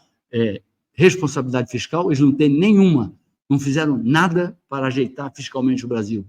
Metas de inflação, não fizeram nada perto da meta de inflação, porque ela já superou a meta na última aferição que eles fizeram em 0,44% com viés de alta. E o terceiro era o câmbio flutuante. Câmbio flutuante, quando estivesse flutuando demais, oscilando demais, estivesse muito volátil o mercado, aí nós tínhamos que entrar com as nossas reservas para comprar dólar e fazer o dólar perder o preço, enfim. Então, quando o dólar mexe assim, é em função da posição dos treasuries, das letras do Tesouro americano, ele pode determinar o dólar assim ou assado. É uma economia muito forte americana. E eu aconselharia o Haddad a ler mais sobre o Fed, o Federal Reserve Bank, o Banco Central dos Estados Unidos, absolutamente independente de presidentes, não dão palpite nenhum ali, podem conversar, dar ideias, mas mandar não manda, quem manda ali é o presidente. Aqui eles não se conformam com o mando do Roberto Campos Neto, e ele, com o câmbio tão bem lidado, poucas vezes eu vou escrever hoje para o Guedes, e vou dizer para o Guedes o seguinte: se foi sua ideia de botar o Roberto Campos Neto, você acertou de novo, porque poucos cabras eu vi tão bons como ele para mexer com o câmbio. Como ele consegue equilibrar, apesar de tanta doidice à volta dele, ele consegue manter minimamente equilibrado, que o dólar era para estar muito mais além se colocasse um Guido Mantega no lugar dele. Nossa Senhora, a gente ia ver a inflação estourar, ia ver o câmbio ficar pinoteando que nem um cavalo chucro, entendeu? Então eu não vou deixar de falar com o Guedes. Vou falar com o Guedes, vou dizer: Guedes, pelo amor de Deus, parabéns. Você escolheu, além de escolher um amigo seu e meu, nós somos comuns nisso, porque você adora o Roberto Campos, que me disse que você era o melhor aluno que ele já teve na vida dele, e meu amicíssimo, meu querido amigo, enfim, e você é sabedor disso também. Foi ele que me apresentou você, pediu que você me recebesse. Quando eu fui ao Rio, eu ia fazer um outro trabalho, fui com você, conversamos horas e horas e horas e horas, e chegamos a boas conclusões, enfim, é uma amizade que vem de muito tempo atrás. Então, aqui está o Haddad, assim, como criança, vendo o Lula assinar, não sei se é a palavra usada, não sei o que é, mas ele culpa o mercado ganancioso por cobrar a meta. Então, o mercado não devia cobrar a meta. O governo inventou a meta, ele está fugindo já, então não foi o governo que inventou. Mas do jeito que vai, Lula, vocês não vão nunca ter superávit. Vocês sempre vão ser deficitários. Essa é a verdade triste. Mas é verdade. Verdade triste tem que ser dita também. Não acabamos de falar do assassinato de uma menina, tudo por causa de burca, uma imbecilidade daqueles ayatollahs cretinos do Irã, 1000 vezes cretinos. Não viram da morte da moça? A morte da moça foi terrível, porque estava desarrumada no negócio dela aqui, matam a moça. Quer dizer, então, esse pessoal tem que cair imediatamente, em nome de Deus, em nome da justiça, em nome do respeito à mulher, enfim. E, finalmente, aqui eu tenho uma do Poder 360, e aí o que parece que eu estava adivinhando. Eu juro a vocês que eu não vi isso antes. Eu fui vendo aqui de improviso. Poder 360, que tem se comportado assim muito bem, eu tenho muito respeito por eles, não sei se ainda é do Fernando, que é um querido amigo meu, mas seja de quem for, se for do Fernando, melhor ainda, eu fico muito agradecido de poder ter ouvido muito o que ele me dizia como jornalista, e eu ter dito aquilo que eu podia dizer para ele. Enfim, então aqui tem Poder 360, @Poder 360. Bolsa cai e dólar sobe a 5,05 após declarações de Haddad. Quer dizer, olha, se não tem o Roberto Campos Neto segurando, não ia ser só 5,05, ia ser 5,55, pessoal. Quer dizer, então, está aqui o Haddad. Aqui. Assim que ele começou a brigar com a moça, e depois ficou zangadinho. E saiu, coitadinho. O bichinho saiu zangado. Como dizia minha avó, saiu amuado. Amuado. Não foi bem zangado, foi amuado. Amuado.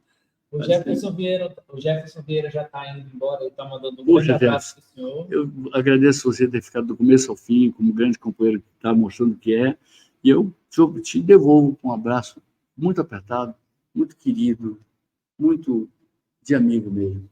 A Albaniza está dizendo aqui que o Guedes foi o melhor ministro da economia brasileira, na opinião dela. Né? Olha, eu até diria que eu não sei, Albaniza, se foi o melhor, mas foi um dos melhores, foi. Foi bom ministro. O Malan era ótimo.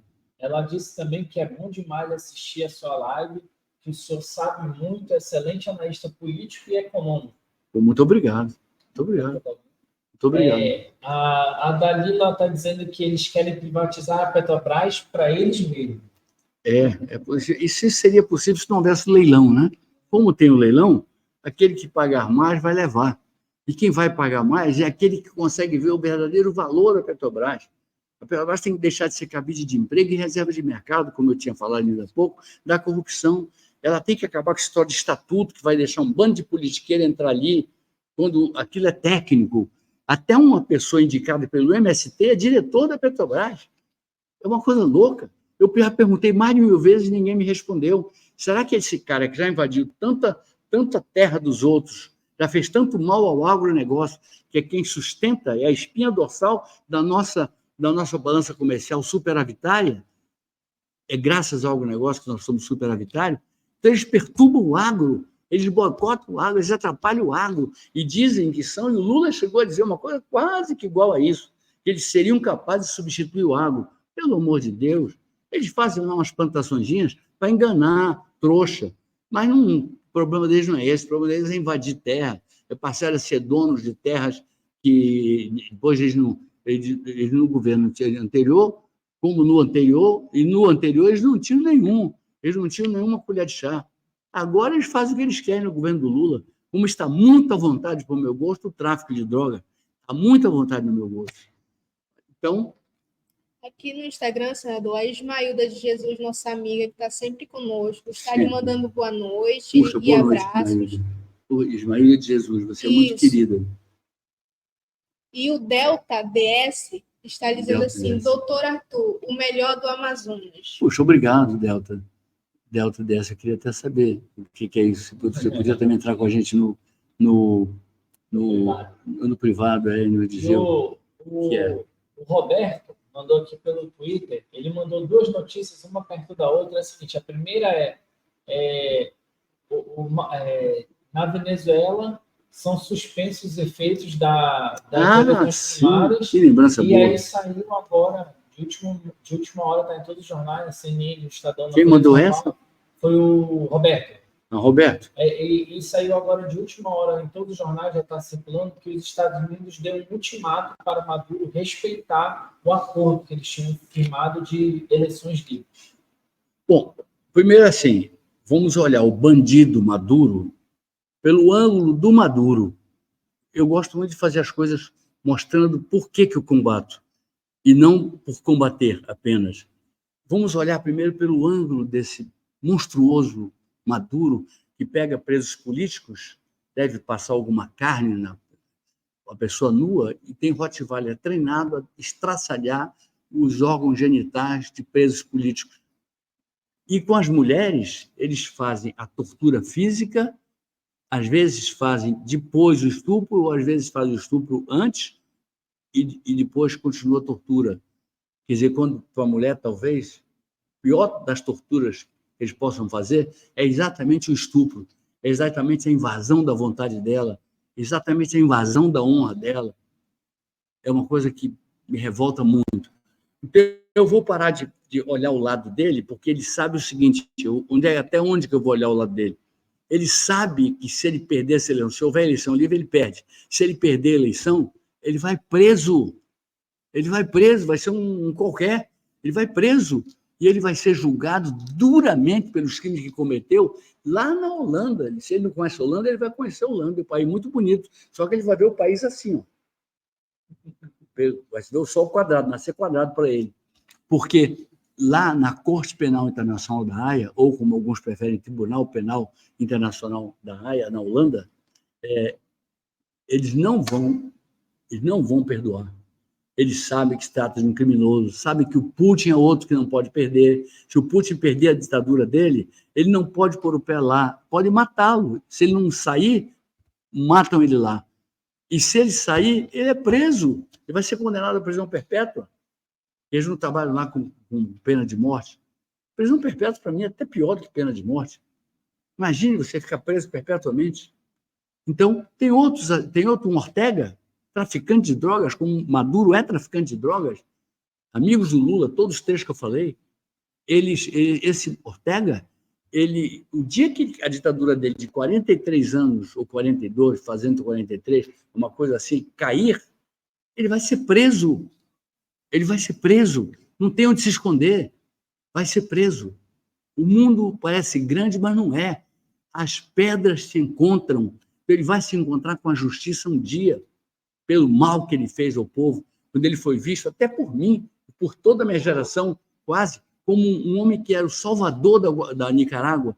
Ele acabou fazendo talvez até pior do que o ditador Somoza, que não valia nada, como não vale nada esse traficante chamado, o nome dele é o Ortega, Daniel Ortega. Ele diz, el comandante Daniel Ortega, e eu vou falar agora com você a língua espanhola, é comandante de merda, comandante de absoluta merda, que não merece nosso respeito de nenhuma forma. É isso que ele é, não merece respeito.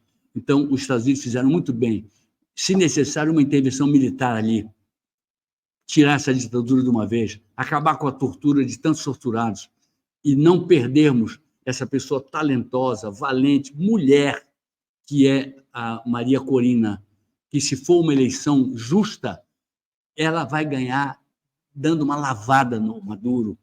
Se for uma eleição um pouquinho injusta, ela vai ganhar ainda dando uma lavada. Se for uma eleição medianamente injusta, ela já vai ganhar mais apertado um pouquinho, mas vai ganhar do Maduro. E se houver uma eleição completamente injusta, aí vai ganhar o Maduro. Eles vão mexer em todas as urnas, se deixarem. Ele anulou por conta própria o acordo que ele fez com o próprio Estados Unidos. É brincar com o leão. Você ficar querendo brincar, dar pãozinho para o leão. O leão pega a tua mão, pega teu braço, leva a tua cabeça, leva tudo junto. Entendeu? Então, não brinque com o leão. O leão já avisou. Não brinque com o compromisso feito.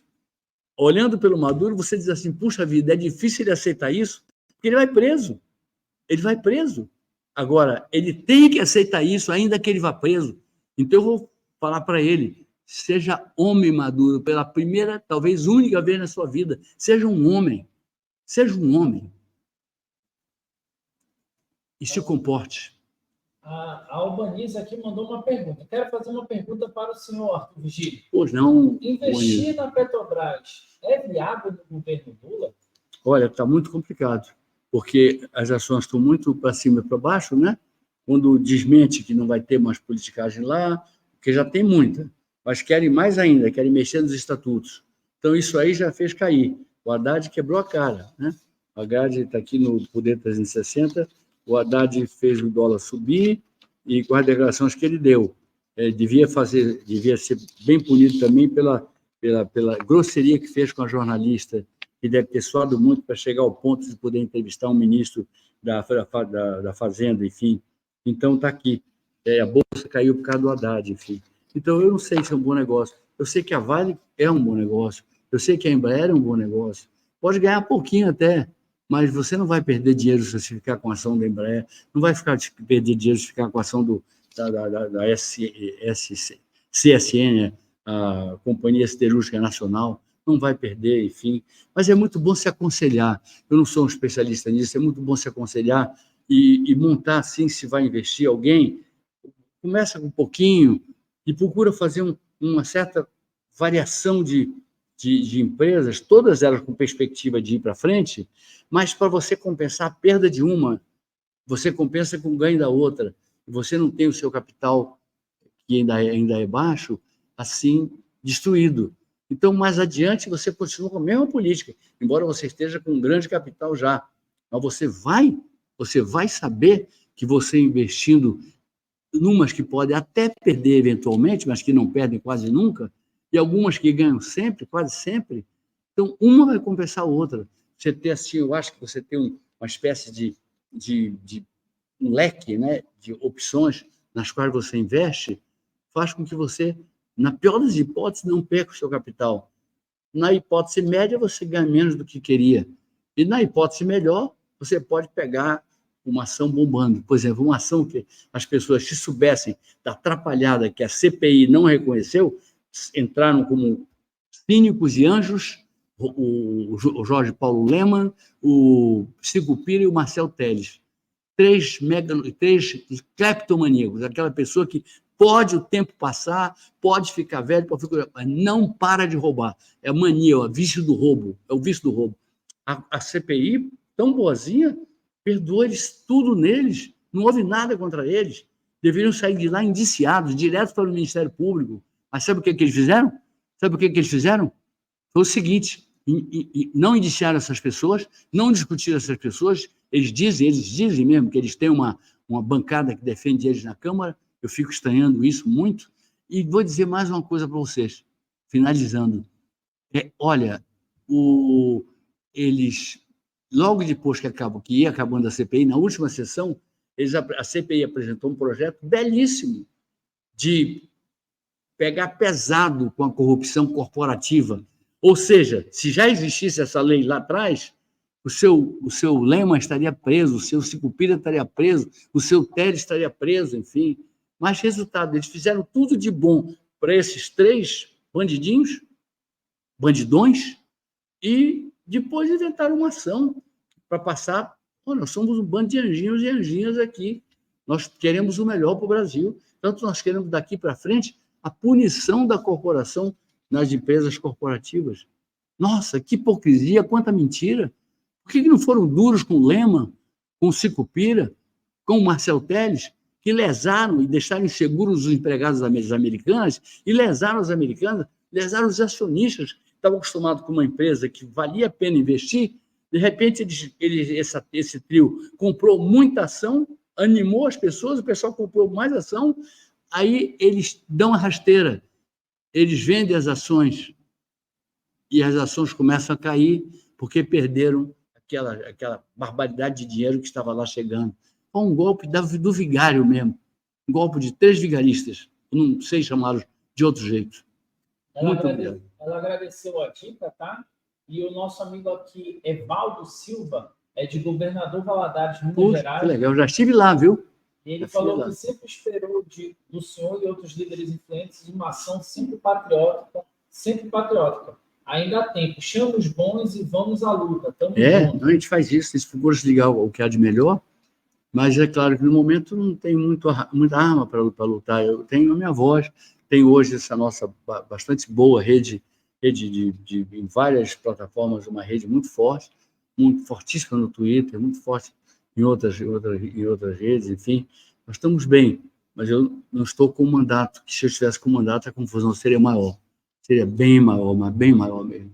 Já saiu aqui no jornal, no Globo, saiu aqui, que o Armínio Fraga falou que abandonar a meta de déficit zero pode levar o Banco Central a reduzir o ritmo do corte da Selic, afirma o Armínio Fraga, né? E aí, na sequência, saiu a matéria que o Ministério Público já pediu que o TCU monitore o cumprimento de meta fiscal pelo governo Lula e informe ao Congresso. Eu tenho uma PEC, minha propósito, e serve para o TCU, serve para o Ministério Público, que propunha, assim como tem para estados e municípios, a lei de responsabilidade fiscal para os presidentes também.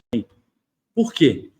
O pessoal diz assim, pode ter uma guerra. Não, nesse momento está previsto na minha PEC, está prevista a guerra, a hipótese da guerra, que é muito difícil o Brasil entrar numa guerra, mas está prevista a hipótese da guerra. Então, vai abrir para ele créditos especiais, tudo, não vai faltar recurso para se defender a nossa soberania. Pode haver um desastre natural? Pode, já aconteceu. A gente também abriria a exceção nesse momento. Mas o que não dá é para o presidente em si praticar a velhacaria e não se poder puni-lo porque não tem uma responsabilidade fiscal. Desmerecer uma meta fiscal que eles mesmos estabeleceram, botar a culpa no mercado. Então, o Armínio votou no Lula. Hoje ele deve estar querendo distância.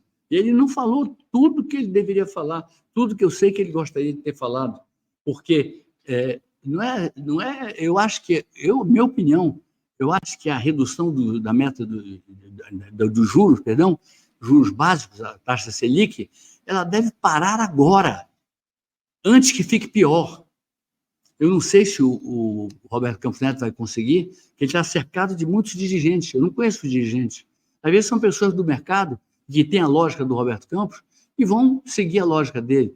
Pode ser que tenham colocado alguns outros ali, a gente não sabe que tipo de gente é. Eu nunca me dei um trabalho, eu quero até pedir a você, Eric, que a gente faça um levantamento de quem é, qual o passado de todos os diretores e aqueles que vão ser assinados pelo Senado agora, para saber como é que está o Roberto Campos Neto.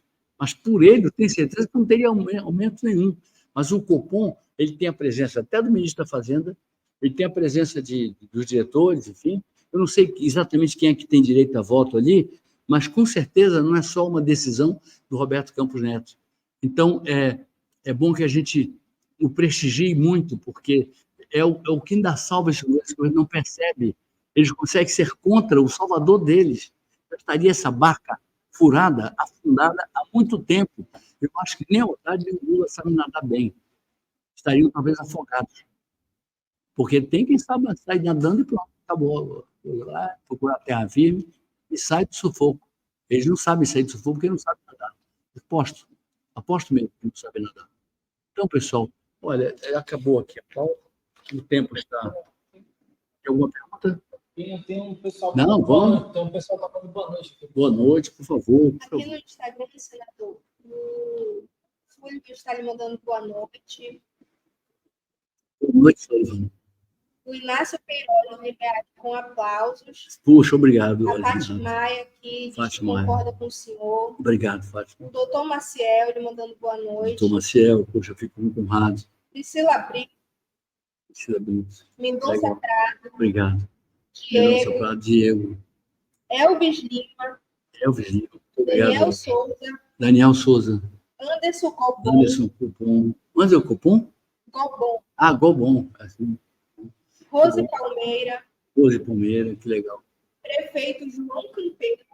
Prefeito João Campeiro é meu amigo. É tão meu amigo, gosto muito dele, de Itamaraty.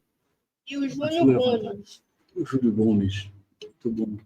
E aqui também a gente tem, ó, a Paloma está mandando boa noite, pessoal. Ela não está aqui com a gente, mas ela está mandando boa noite para o senhor. Tá ligada aqui na gente, a Paloma. A nossa Paloma. Aí tem o Evaldo Silva. A Paloma, está trabalhando, né? A nossa Paloma, ela está assistindo aqui. Sim. A Albaniza, o Jefferson, está mandando boa noite. A Dalila, a Janaína, o Washington, o Wesley. Temos aqui a Daisy, a Ana. A Ana, peraí, parece que caiu aqui. O Evaldo mandou aqui, sempre te achei uma pessoa confiável. Não vamos desanimar. Ele está mandando aqui, certo, para o senhor. Obrigado. E a nossa amiga aqui, ela mandou... Não, é isso. Ela mandou um abraço apertado para o senhor, a Ana Maria. A gente está com 1h54. A gente está aqui. Se alguém quiser peça aí, se alguém quiser mandar uma pergunta. Se quiser mandar, por favor, mande. Eu estou às ordens, mas olha, a gente fez essa pauta, discutiu essa pauta. A gente houve muitas interações, muitas. Uma boa segunda-feira, né? Eu sempre achei que é melhor da quarta-feira, porque segunda-feira, depois do domingo, né? Mas a de segunda-feira foi muito maravilhosa. Como foi a de sexta-feira passada? Uma outra pessoa das mais contumazes assim, não apareceram normal, e eu queria deixar para vocês um abraço muito grande. E dizer que me recomendou agora para não foi alguém falou, não desanime. Sabe que a gente tem momentos que não são momentos assim animados, né?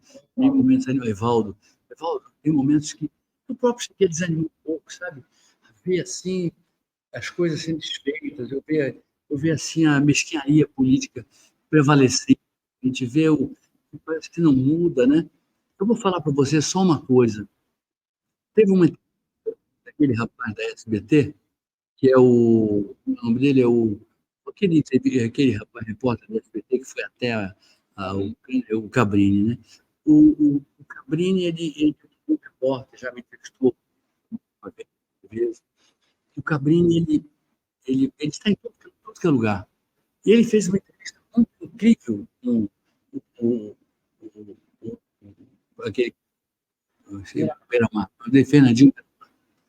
Então, o Beira-Mar sentou, organizado, postura elegante.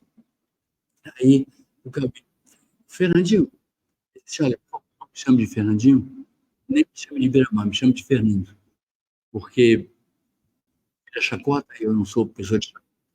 Ele, não, tá bom, Fernando. Aí foi falando. Como é que começou a sua vida no crime? Ele falou assim, a miséria era tanta na minha comunidade que não só eu, vários de nós, meninos, começamos a fazer pequenos furtos. Isso aí foi aumentando. Nós passamos a fazer furtos maiores. E aí? E aí, a gente veio para fazer furtos maiores, precisava estar armado. A gente começou a fazer a mão armada. Enfim. Aí, e como é que foi para você entrar no tráfico? E olha que o Cabrini é muito matreiro, muito esperto. E olha como esse rapaz é inteligente, como uma pessoa que se perdeu no vício e matando as pessoas. O vício não, porque ele não é viciado, não. Ele faz as outras pessoas ficarem viciadas. Essa é que é a verdade. Olha como ele é inteligente. O Cabrini perguntou para ele assim, então, como é que foi sua entrada no tráfico? É quando a gente viu que era possível fazer mais dinheiro no tráfico, a gente começou a traficar. Então, fomos crescendo, e hoje somos a organização que você conhece. Aí o Cabrini falou, quer dizer, então, que a melhor forma de ganhar dinheiro no Brasil é fazendo tráfico de drogas? Eu falei, não. Acima do tráfico de drogas é entrar para a política e começar a fazer safadeza lá dentro. Quem disse isso, criticando a política brasileira, foi o chefe de uma das... Eu quase não cito o nome, eles gostam de citar o nome da facção e o nome... Eu quase não cito. É a coisa mais... Até agora que eu tive que contar para vocês o Cabrini. Né? Vejam bem, dizendo que quer ficar rico rápido, entra na política. Então, ainda tem emenda Pixolão, já teve o mensalão, já teve o Pixolão. O que vão inventar mais? Empobrecer esse povo? Para enriquecer meia dúzia de pessoas? Como é que faz aquela coisa que você, de repente, desapareceu a Lava Jato, desapareceu a punição aos culpados que a Lava Jato apenou, deu pena a eles, enfim. Inclusive o Lula, que foi preso, foi quase 2 anos preso pela Lava Jato, né? E se diz, ele fala assim, com orgulho, né? Não tem como ele fala assim, ele fala, eu sou a pessoa mais honrada do Brasil, mais honesta do Brasil. Meu Deus, nossa, tem que se benzer mesmo, né? Então, muito bem, pessoal, olha só. Um abraço carinhoso a todos e um abraço a quem concordou, a quem discordou, para todos também. Muito carinho. Muito obrigado por terem